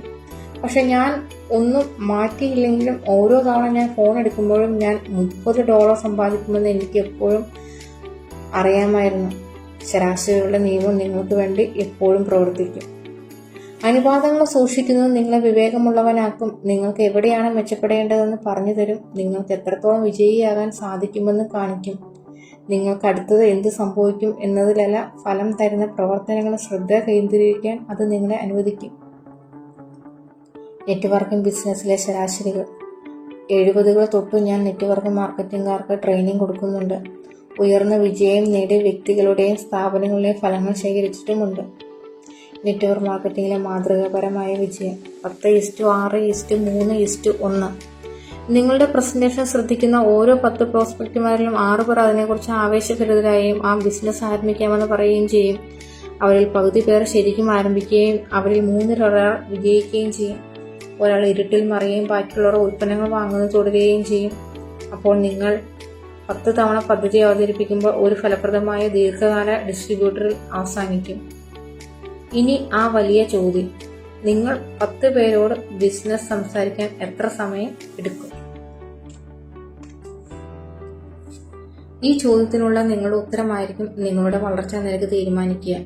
ലൈഫ് ഇൻഷുറൻസ് ബിസിനസ്സിൽ ഓരോരുത്തരും $1 മില്യൺ ഇൻഷുറൻസ് വിൽക്കും. ചിലർക്ക് മറ്റുള്ളവരെക്കാൾ കൂടുതൽ സമയമെടുക്കുമായിരിക്കും. ചിലർ 3-5 വർഷം എടുക്കുമ്പോൾ മറ്റുള്ളവർ 1 വർഷത്തിനുള്ളിൽ ചെയ്യും. അവിടെയാണ് സമ്മാനങ്ങളും പുരസ്കാരങ്ങളും കിടക്കുന്നത്. ഞാൻ ആളുകളെ കാണുന്നതിൽ വളരെ ചിട്ട പാലിച്ചിരുന്നതിന് ഓരോ 12 ആഴ്ചകളിലും ഞാൻ $1 മില്യൺ വിൽക്കുമായിരുന്നു. അപ്പോൾ അതൊരു ആസൂത്രണത്തിന്റെ പ്രശ്നമാണ്, വിൽക്കുന്നതിന്റെ പ്രശ്നമല്ല. നെറ്റ്വർക്ക് മാർക്കറ്റിംഗ് യഥാർത്ഥത്തിൽ അതുപോലെയാണ്. ഒരുപാട് നെറ്റ്വർക്ക് മാർക്കറ്റിംഗർ ഉയർന്ന നിലയുടെ വിജയം നേടുന്നതിൽ പരാജയപ്പെടുന്നതിന്റെ കാരണം അവർക്ക് വിശ്വസിപ്പിക്കാൻ കഴിയാത്ത പ്രോസ്പെക്റ്റുകളല്ല, മറിച്ച് കാണാത്ത പ്രോസ്പെക്റ്റുകൾ കാരണമാണ്. നിങ്ങൾക്ക് ഫലം പെട്ടെന്ന് ഇരട്ടിയാക്കണം എന്നാണെങ്കിൽ ഉത്തരം ഇതാണ്. അടുത്ത വർഷത്തെ പ്രോസ്പെക്റ്റുകൾ ഈ വർഷം കാണുക. അടുത്ത വർഷം നിങ്ങൾ പുതിയ പ്രോസ്പെക്റ്റുകളെ വിളിച്ച് ബിസിനസിനെ കുറിച്ച് പറയും, അല്ലേ? ശരി, അവരെ നേരത്തെ വിളിക്കുക. ഈ വർഷം തന്നെ കാണുക. ഇപ്പോൾ തന്നെ പോയി കാണാൻ ശ്രമിക്കുക. നിങ്ങളുടെ വിൽപ്പന പ്രശ്നമൊന്നുമില്ല. നിങ്ങൾക്ക് കഴിയാവുന്നത്ര ആളുകളോട് സംസാരിക്കുക എന്നതാണ് ഇതിന്റെ താക്കോൽ. എല്ലാവരെയും എത്രയും പെട്ടെന്ന് കാണുക. നെറ്റ്വർക്കിങ്ങിലെ വലിയ വിജയങ്ങൾ ആളുകളെ വിശ്വസിപ്പിക്കുന്നതല്ല, കഴിയാവുന്നത്ര ആളുകളെ കാണാനായി ആസൂത്രണം ചെയ്യുന്നതും അച്ചടക്കം പാലിക്കുന്നതുമാണ്. അതും എത്രയും പെട്ടെന്ന്. നിങ്ങളുടെ ശരാശരി മെച്ചപ്പെടുത്തുന്നത് പഠിക്കാവുന്നതേ ഉള്ളൂ. ഭാഗം 2. എങ്ങനെ ശരി എന്നു അറിയിക്കാം. 4 താക്കോൽ സൂത്രം. നിങ്ങൾ ബിസിനസിനെ കുറിച്ച് സംസാരിക്കുമ്പോൾ നിങ്ങളുടെ പ്രോസ്പെക്റ്റുമാർ നിങ്ങളെ വിശ്വസിക്കുന്നുണ്ടോ? പെട്ടെന്നുള്ള ഉത്തരം ഇല്ല. നിങ്ങൾ അവരെ ഒരു പ്രതിബദ്ധതയിൽ എത്തണമെന്നു വിശ്വസിപ്പിക്കാൻ ശ്രമിക്കുമെന്ന് അവർ പ്രതീക്ഷിക്കുന്നു. നിങ്ങൾ വിൽപ്പന ആരംഭിക്കാൻ വേണ്ടി അവർ കാത്തിരിക്കുകയാണ്. നിങ്ങൾക്ക് അവരെ എത്ര നന്നായി അറിയാമെന്ന് പറഞ്ഞാലും അവർക്ക് പ്രതിരോധിക്കുകയോ മുൻകരുതലെടുക്കുകയോ ചെയ്യാം. ഇവിടെ നിങ്ങൾ നേരിടുന്ന പ്രശ്നം അതാണ്. നിങ്ങൾ പറയുന്ന എല്ലാത്തിനോടും പ്രോസ്പെക്റ്റുകൾ വിയോജിക്കുന്നു. അത് നിങ്ങൾ പറയുന്നതിന്റെ വിശ്വാസ്യത കാരണമല്ല, പക്ഷെ നിങ്ങൾ അത് പറഞ്ഞു എന്നതുകൊണ്ടാണ്. നിങ്ങൾ അത് പറയുകയാണെങ്കിൽ അത് നിങ്ങളുടെ ആശയമാണ്, അവരുടേതല്ല. അപ്പോൾ പ്രോസ്പെക്റ്റുമാർക്ക് എതിർപ്പ് പ്രകടിപ്പിക്കുന്നതിൽ ന്യായീകരണം ഉണ്ടാകും. മറിച്ച് നിങ്ങളുടെ പ്രോസ്പെക്റ്റുമാർ പറയുന്നതെല്ലാം സത്യമാണ്. ഇതിന്റെ കാരണം അവർ അത് പറയുമ്പോൾ അത് അവരുടെ ആശയമാണ്, നിങ്ങളുടേതല്ല. ആ ആശയത്തിനെ സ്വീകാര്യമാക്കുകയും അവർക്ക് എതിർപ്പ് പ്രകടിപ്പിക്കാനുള്ള പ്രേരണ ഇല്ലാതാക്കുകയും ചെയ്യും. നിങ്ങൾ കണ്ടെത്താൻ പോകുന്ന തന്ത്രം ഉപയോഗിച്ച് നിങ്ങൾക്ക് പ്രോസ്പെക്റ്റുമാർക്ക് എന്താണ് വേണ്ടതെന്ന് അവരെ കൊണ്ട് തന്നെ പറയിക്കാൻ കഴിയും. അതേസമയം നിങ്ങൾ അത് കേൾക്കുകയുള്ളൂ. നിങ്ങൾ ഒരു പ്രോസ്പെക്റ്റിനോട് നിങ്ങൾക്ക് ആവശ്യമുള്ള എല്ലാം നേടിത്തരുന്ന ഒരു ജീവിതശൈലിയിൽ എത്താൻ കഴിയും എന്ന് പറയുമ്പോൾ അയാൾ പ്രതികരിക്കുന്നത്, പക്ഷെ എൻ്റെ ഇപ്പോഴത്തെ ജീവിതത്തിൽ ഞാൻ അസന്തുഷ്ടനൊന്നുമല്ല എന്നായിരിക്കും. വിയോജിപ്പ് സത്യമാകണമെന്ന് പോലുമില്ല. അയാൾ ഒരു വിയോജിപ്പ് പ്രകടിപ്പിച്ചത് നിങ്ങൾ ഒരു നിർദ്ദേശം മുന്നോട്ട് വെച്ചത് എന്നതുകൊണ്ടാണ്. എന്നാൽ കൃത്യമായും അതേ കാര്യം പ്രോസ്പെക്റ്റ് നിങ്ങളോട് പറയുകയാണെങ്കിൽ അത് സത്യമായിരിക്കും. ഉദാഹരണത്തിന് നിങ്ങളുടെ പ്രോസ്പെക്റ്റ് പറയുകയാണ്, എനിക്ക് എൻ്റെ ജീവിതശൈലി മെച്ചപ്പെടുത്തി ജീവിതത്തിൽ കൂടുതൽ നല്ല കാര്യങ്ങൾ വേണം. ഇവിടെ അത് അയാൾ പറഞ്ഞതുകൊണ്ട് ഒരു വിയോജിപ്പും ഉയരുകയില്ല. അത് അയാളുടെ ആശയമായിരുന്നു, നിങ്ങളുടേതല്ല. നിങ്ങൾ 4 താക്കോൽ സൂത്രം പ്രയോഗിക്കുമ്പോൾ നിങ്ങളുടെ പ്രോസ്പെക്റ്റുമാർ അവർക്ക് ശരിക്കും എന്താണ് വേണ്ടതെന്ന് പറയുകയും നിങ്ങൾ കേൾക്കുകയും ചെയ്യുന്നു. ആളുകൾ എന്തുകൊണ്ട് എതിർക്കുന്നു? ഒരിക്കൽ ഞാൻ ഒരു നെറ്റ്വർക്കറോട് അടുത്തുണ്ടായ ഒരു പ്രസന്റേഷന് പ്രോസ്പെക്റ്റ് എങ്ങനെ ഉണ്ടായിരുന്നു എന്ന് ചോദിക്കുകയുണ്ടായി. അയാൾ പറഞ്ഞു, അത്ര നല്ലതായിരുന്നില്ല, അവർക്ക് അത്രയ്ക്ക് താല്പര്യമുണ്ടായിരുന്നില്ല. എന്താണ് ഉദ്ദേശിച്ചതെന്ന് ഞാൻ ചോദിച്ചപ്പോൾ അയാൾ ആവർത്തിച്ചു, വാസ്തവത്തിൽ എനിക്കറിയില്ല, അവർക്ക് താല്പര്യമുണ്ടായിരുന്നില്ല എന്ന് മാത്രം. താല്പര്യമില്ലാത്ത പ്രോസ്പെക്റ്റുമാർ എന്നതില്ല, താല്പര്യം ജനിപ്പിക്കാത്ത പ്രസന്റേഷനുകളേ ഉള്ളൂ. അയാൾ ശരിക്കും പറഞ്ഞത് ആ നെറ്റ്വർക്കർ താല്പര്യം ഉള്ള ആളായിരുന്നില്ല. നോക്കൂ, നിങ്ങൾ താല്പര്യം ഉള്ളയാളാണെങ്കിൽ നിങ്ങളുടെ പ്രോസ്പെക്റ്റുമാരും താല്പര്യമുള്ളവരായിരിക്കും. നെറ്റ്വർക്ക് മാർക്കറ്റിംഗിലെ നിധി ശേഖരത്തിലേക്കുള്ള 4 താക്കോലുകൾ: മഞ്ഞുരുക്കുക, ആവശ്യം മനസ്സിലാക്കുക, ആവശ്യത്തിൽ ഊന്നുക, പ്രതിബദ്ധരാകുക. ഒരു തണുപ്പൻ തുടക്കത്തിൽ നിന്നും ഒരു ശരിയിലേക്ക് ഏറ്റവും കുറഞ്ഞ സമയത്തിൽ എത്തിച്ചേരാനുള്ള താക്കോൽ കൂട്ടമാണ് ഈ 4 1. മഞ്ഞുരുക്കുക. ഈ പ്രാരംഭഘട്ടത്തിന്റെ ഉപയോഗം നിങ്ങളുടെ പ്രോസ്പെക്റ്റിനോട് നിങ്ങളെക്കുറിച്ച് പറഞ്ഞും അവരെക്കുറിച്ച് അറിഞ്ഞ് ബന്ധം സ്ഥാപിക്കലാണ്. നിങ്ങളെ വിൽക്കുക എന്നത് മാത്രമാണ് ഈ താക്കോലിന്റെ ലക്ഷ്യം. ഒരാൾക്ക് നിങ്ങൾ ഇഷ്ടമാകുകയാണെങ്കിൽ നിങ്ങളോടൊപ്പം വരുന്നതിനെയും അയാൾ ഇഷ്ടപ്പെടാനുള്ള സാധ്യത കൂടുതലാണ്. അവർ നിങ്ങളെ ഇഷ്ടപ്പെടാതിരിക്കുകയോ വിശ്വസിക്കാതിരിക്കുകയോ ചെയ്യുകയാണെങ്കിൽ അവരെ പദ്ധതി കാണിക്കുന്നതിൽ പ്രയോജനമൊന്നും ഉണ്ടാകാനിടയില്ല. നിങ്ങൾ എത്ര സമയം ഈ ഘട്ടത്തിലായിരിക്കും? നിങ്ങളെ വിൽക്കാനും വിശ്വാസം സ്ഥാപിക്കാനും ആവശ്യമായ അത്രയും സമയം. നിങ്ങൾ വിശ്വാസം സ്ഥാപിച്ചു കഴിഞ്ഞാൽ നിങ്ങൾ പറയുന്നത് കേൾക്കപ്പെടും. നിങ്ങൾക്കും അത്രയുമേ ആവശ്യമുള്ളൂ. ചില പ്രോസ്പെക്റ്റുമാർ ഇത് 3-4 മിനിറ്റുകളിൽ സാധിച്ചെടുക്കാം. മറ്റു ചിലർ 30-40 മിനിറ്റുകൾ എടുത്തേക്കും. 2. ആവശ്യം മനസ്സിലാക്കുക. ഈ ഘട്ടത്തിൽ എന്താണ് സംഭവിക്കുന്നത് വ്യക്തമാക്കാം. നിങ്ങളുടെ പ്രോസ്പെക്റ്റുകൾ വൈകാരികമായി തകർന്നു പോകാം. അവർ ആകാംക്ഷഭരിതരാകാം, വിഷണരാകാം. ഉത്കണ്ഠയോ ദേഷ്യമോ ഉണ്ടാകാം. ദേഷ്യം നിങ്ങളോടല്ല, പക്ഷെ അവരോട് തന്നെയായിരിക്കും. പ്രസന്റേഷന്റെ ഈ ഭാഗത്ത് അനുനയനത്തിനു ഇടമുണ്ടാവില്ല. ആളുകൾ അവരുടെ ലക്ഷ്യങ്ങളോടും ആഗ്രഹങ്ങളോടും അനുനയത്തിലെത്തിപ്പെടുമ്പോൾ അവർ തൊഴിൽ ശീലങ്ങളിലും അനുനയനത്തിലെത്തുന്നു. നിങ്ങളുടെ നെറ്റ്വർക്കിൽ ആളുകളുമായി നിങ്ങൾ അനുനയത്തിലെത്തേണ്ട കാര്യമില്ല. പങ്കെടുക്കാൻ ശക്തമായ വൈകാരിക കാരണങ്ങൾ ഉള്ളവർ അത് സാധിച്ചെടുക്കാൻ പ്രചോദനമുള്ളവരായിരിക്കും. ഈ ഘട്ടത്തിൽ നിങ്ങൾ ഒരാളുടെ പ്രാഥമിക പ്രചോദനത്തിന്റെ അടിസ്ഥാനം കണ്ടെത്താൻ പഠിക്കും. അവരുടെ പ്രാഥമിക പ്രചോദനത്തിന്റെ അടിസ്ഥാനം PMF ആയിരിക്കും അവർ നിങ്ങളുടെ ബിസിനസ്സിൽ ചേരാനുള്ള കാരണവും. ഓരോരുത്തരും 1-2 കാര്യങ്ങളാൽ പ്രചോദിതരായിരിക്കും. ഒന്നുകിൽ നേട്ടമുണ്ടാക്കാൻ, അല്ലെങ്കിൽ സങ്കടം ഒഴിവാക്കാൻ. ഈ താക്കോൽ ഉപയോഗിച്ച് നിങ്ങൾക്ക് അവരുടെ പ്രാഥമിക പ്രചോദനത്തിന്റെ കാരണം മറനീക്കിയെടുത്ത് അവരെ ഊർജിതപ്പെടുത്താൻ സാധിക്കും. ഇവിടെ വെച്ചാണ് നിങ്ങളുടെ പ്രോസ്പെക്റ്റുമാർ അവർക്ക് എന്താണ് ആവശ്യമെന്നും എന്തൊക്കെ വിഷമങ്ങളാണ് ഒഴിവാക്കാൻ ആഗ്രഹിക്കുന്നതെന്നും പറയുന്നത്. 4 താക്കോലുകളിൽ ഏറ്റവും പ്രധാനപ്പെട്ടതാണിത്. കാരണം നിങ്ങളുടെ പ്രോസ്പെക്റ്റുമാർ അവരുടെ പ്രതീക്ഷകളും സ്വപ്നങ്ങളും ഭയങ്ങളും വാക്കുകളാൽ വിവരിക്കുന്നത് ഇവിടെ വെച്ചാണ്. എന്തുകൊണ്ട് ആളുകൾ വാങ്ങുന്നു? നിങ്ങളുടെ ഗവേഷണം കാണിക്കുന്നത് പ്രകാരം നെറ്റ്വർക്ക് മാർക്കറ്റിംഗ് ഓർഗനൈസേഷനിൽ ചേരാനുള്ള ഏതെല്ലാവരുടെയും പ്രാഥമിക പ്രചോദനത്തിന്റെ അടിസ്ഥാനം താഴെ പറയുന്നവയാണ്: കൂടുതൽ വരുമാനം, സാമ്പത്തിക സ്വാതന്ത്ര്യം, സ്വന്തം ബിസിനസ്, കൂടുതൽ ഒഴിവു സമയം, വ്യക്തിത്വ വികസനം, മറ്റുള്ളവരെ സഹായിക്കൽ, പുതിയ ആളുകളെ പരിചയപ്പെടൽ, വിരമിക്കൽ, ഒരു പാരമ്പര്യം ബാക്കി വയ്ക്കൽ. നിങ്ങൾ ഈ പട്ടിക പഠിക്കുമ്പോൾ അതിലൊന്നായിരിക്കും നെറ്റ്വർക്ക് മാർക്കറ്റിംഗ് ബിസിനസ്സിൽ ചേരാനുള്ള നിങ്ങളുടെ പ്രാഥമിക അടിസ്ഥാനം എന്ന് കാണാൻ സാധിക്കും. ചിലപ്പോൾ വേറെ കാരണങ്ങളും ഉണ്ടാകാം, പക്ഷെ ഒരു കാരണം എല്ലായ്പ്പോഴും മറ്റുള്ളവയേക്കാൾ മുകളിൽ നിൽക്കും. അതാണ് നിങ്ങളുടെ പ്രാഥമിക പ്രചോദനത്തിന്റെ അടിസ്ഥാനം.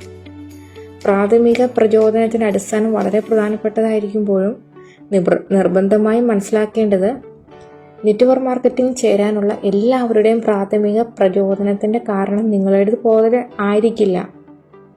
ഉദാഹരണത്തിന്, നിങ്ങൾക്ക് ചോക്ലേറ്റ് ഐസ്ക്രീം ഇഷ്ടമായിരിക്കും എന്ന് പക്ഷെ എല്ലാവർക്കും വാങ്ങണമെന്നില്ല. ചിലർക്ക് താല്പര്യം സ്ട്രോബെറിയോ കാരമലോ ആയിരിക്കും. പക്ഷെ നിങ്ങൾക്ക് ചോക്ലേറ്റ് ആണ് ഇഷ്ടമെങ്കിൽ എല്ലാവരോടും അതിനെപ്പറ്റി സംസാരിക്കാൻ എളുപ്പമായിരിക്കും. എന്ന് മാത്രമല്ല നിങ്ങൾക്കത് എല്ലാവരുമായും പങ്കുവെക്കണമെന്നും ഉണ്ടാവും. എല്ലാവർക്കും അത് ഇഷ്ടമല്ലാത്തത് എന്തുകൊണ്ടാണെന്ന് മനസ്സിലാക്കാനും പ്രയാസം തോന്നും. കൂടുതൽ ആളുകളും ചോക്ലേറ്റ് ഐസ്ക്രീം ഇഷ്ടപ്പെടുന്നു. പക്ഷെ അത് എല്ലാവരുടെയും ഒന്നാം നമ്പർ താല്പര്യം ആയിരിക്കണമെന്നില്ല. ചിലർക്ക് അതിനോട് അലർജി പോലും ഉണ്ടാകും. താഴെ പറയുന്നവ പ്രാഥമിക പ്രചോദനത്തിന്റെ അടിസ്ഥാനത്തിന്റെ ശക്തി വെളിപ്പെടുത്തുന്ന യഥാർത്ഥ ജീവിത കഥകളാണ്. റോൺ എന്തുകൊണ്ട് ചേർന്നില്ല?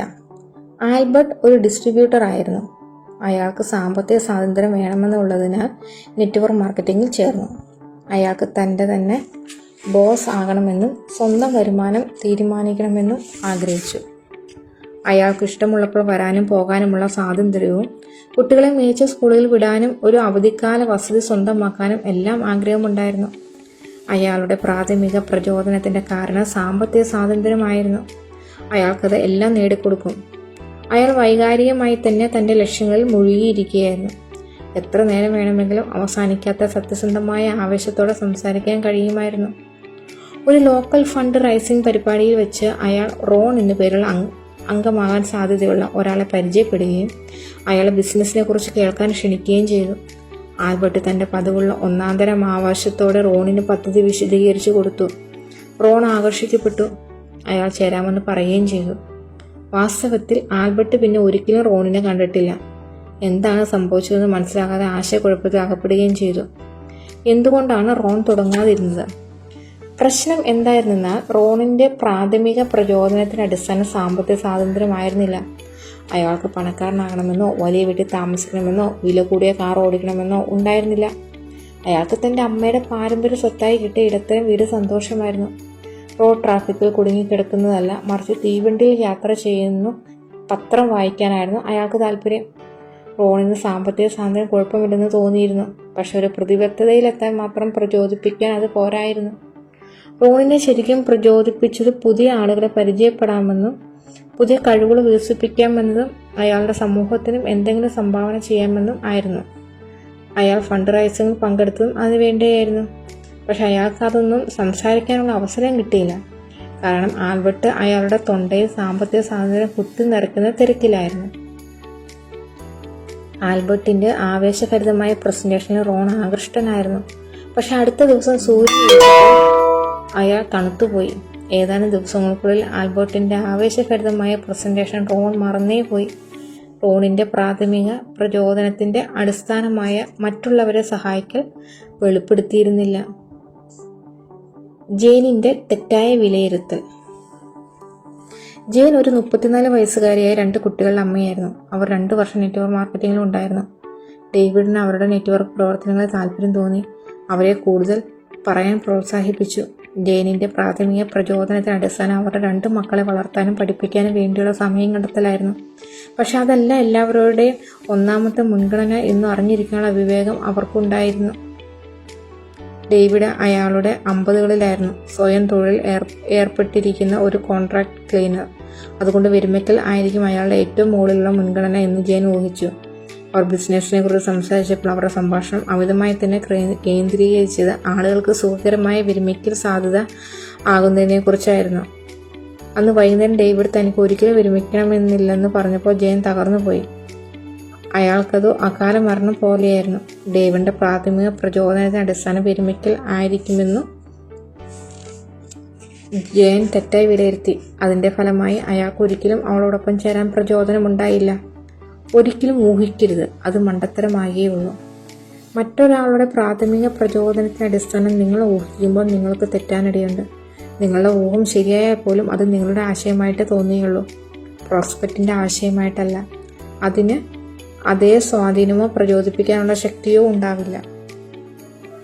പ്രാഥമിക പ്രചോദനത്തിന്റെ അടിസ്ഥാനം എങ്ങനെ കണ്ടുപിടിക്കാം? പ്രാഥമിക പ്രചോദനത്തിന്റെ അടിസ്ഥാന പട്ടികയുടെ ഒരു ദൃശ്യരൂപവും നിങ്ങൾക്ക് ആവശ്യമായി വരും. ആ പട്ടിക നിങ്ങളുടെ ബിസിനസ് കാർഡിന്റെ പുറകിലോ പോക്കറ്റ് സൈഡ് കാർഡ് തയ്യാറാക്കിയോ ഉപയോഗിക്കാവുന്നതാണ്. പട്ടിക ഒരിക്കൽ കൂടി: കൂടുതൽ വരുമാനം, സാമ്പത്തിക സ്വാതന്ത്ര്യം, സ്വന്തം ബിസിനസ്, കൂടുതൽ ഒഴിവു സമയം, വ്യക്തിത്വ വികസനം, മറ്റുള്ളവരെ സഹായിക്കൽ, പുതിയ ആളുകളെ പരിചയപ്പെടൽ, വിരമിക്കൽ, ഒരു പാരമ്പര്യം ബാക്കിവയ്ക്കൽ. നിങ്ങളുടെ പട്ടിക നിരത്തുന്നതിനായുള്ള ലളിതമായ വഴി ഇതാ. നിങ്ങളുടെ പ്രോസ്പെക്റ്റിനോട് ചോദിക്കുക, ആളുകൾ നെറ്റ്വർക്ക് ബിസിനസ് തുടങ്ങുന്നത് എന്തിനാണെന്ന് നിങ്ങൾക്കറിയാമോ? ഈ ചോദ്യത്തിന്റെ സൗന്ദര്യം എന്താണെന്നാൽ ഇല്ല എന്നാണ് ഉത്തരമെങ്കിൽ നിങ്ങൾക്ക് അവസരം തന്നിരിക്കുന്നു എന്നാവുന്നു. നിങ്ങൾക്ക് പറയാം, ഞാൻ കാണിച്ചു തരാം. ഈ അവസരത്തിൽ നിങ്ങളുടെ പട്ടിക കാണിക്കുക. നിങ്ങളുടെ പ്രോസ്പെക്റ്റ് ഉവ്വോ എന്നാണ് പറയുന്നതെങ്കിൽ നിങ്ങൾ ചോദിക്കണം, അവരെന്തിനാണ് ചേരുന്നത്? ആളുകൾ നെറ്റ്വർക്ക് മാർക്കറ്റിംഗ് ബിസിനസ് ചേരുന്നതിന് നിങ്ങളുടെ പ്രോസ്പെക്റ്റ് ശരിയായതും പാതി വെന്തതുമായ ചില കാരണങ്ങൾ പറയും. അയാളുടെ കാരണങ്ങൾ തീരുമ്പോൾ പിന്നെ എന്തെങ്കിലും എന്ന് ചോദിക്കുക. അയാൾ പറയും ഇല്ല. അപ്പോൾ നിങ്ങൾക്ക് പറയാം, ഞാൻ കാണിച്ചു തരാം. നിങ്ങളുടെ പ്രാഥമിക പ്രചോദനത്തിന് അടിസ്ഥാനമായ പട്ടിക കാണിക്കുക. അടുത്തതായി 5 സുവർണ ചോദ്യങ്ങൾ ചോദിക്കുക. നിങ്ങൾ ചോദിക്കാൻ പോകുന്നവയിൽ ഏറ്റവും വിലപിടിച്ച 5 ചോദ്യങ്ങളാണവ. അവ നിങ്ങൾക്ക് നെറ്റ്വർക്ക് മാർക്കറ്റിംഗ് താല്പര്യത്തിലേക്കുള്ള കുതിപ്പ് സമ്മാനിക്കും. അതാണ് നിങ്ങളുടെ പ്രാഥമിക പ്രചോദനത്തിന് അടിസ്ഥാനം എങ്കിൽ ഈ 5 ചോദ്യങ്ങൾ പഠിച്ച് നിങ്ങളുടെ ഭാഗമാക്കുക. ക്രമം ഒരിക്കലും മാറ്റരുത്. ഇതാണ് നിങ്ങൾ പഠിക്കുമെന്ന് വാക്ക് തന്ന ഭാഗം.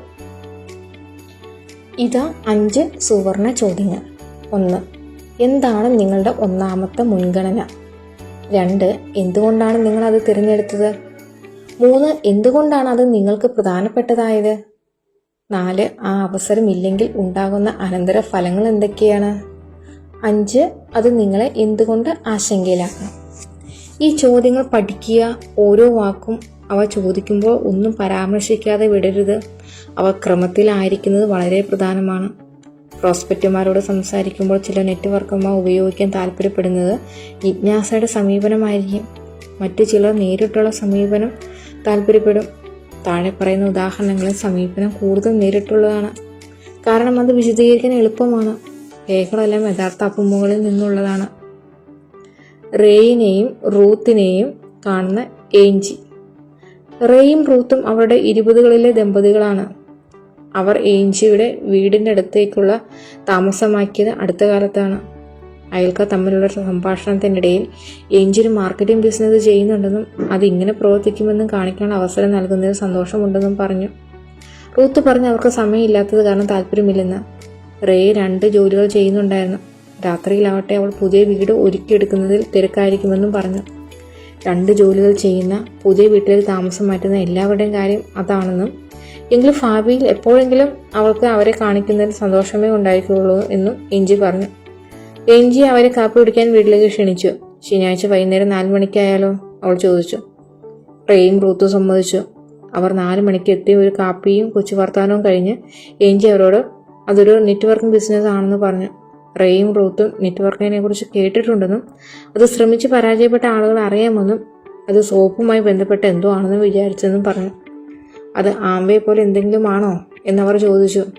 അതിനെ ഏഞ്ചി കൈകാര്യം ചെയ്തത് ഇങ്ങനെയായിരുന്നു. ഏഞ്ചി, ആളുകൾ നെറ്റ്വർക്കിംഗ് ബിസിനസ്സിൽ ആരംഭിക്കുന്നത് എന്തിനാണെന്നറിയാമോ? റേ, അതൊരു തരം പിരമിഡ് സെല്ലിംഗ് ആണ് അല്ലേ? ഏഞ്ചി, ഞാൻ കാണിച്ചു തരാം. ഏഞ്ചി, സ്വാഭാവികമായി തന്നെ അവളുടെ പ്രാഥമിക പ്രചോദനത്തിന് അടിസ്ഥാനം കാർഡ് കാണിച്ചുകൊണ്ട് ഇവയാണ് ആളുകൾ നെറ്റ്വർക്ക് മാർക്കറ്റിംഗ് തുടങ്ങുന്നതിന്റെ പ്രധാന കാരണങ്ങൾ. എന്താണ് നിങ്ങളുടെ ഒന്നാമത്തെ മുൻഗണന? റേ, ഞങ്ങൾക്ക് അത് സാമ്പത്തിക സ്വാതന്ത്ര്യമായിരിക്കും. റൂത്ത്, ഉറപ്പോടെ. അത് ശരിയാണ്.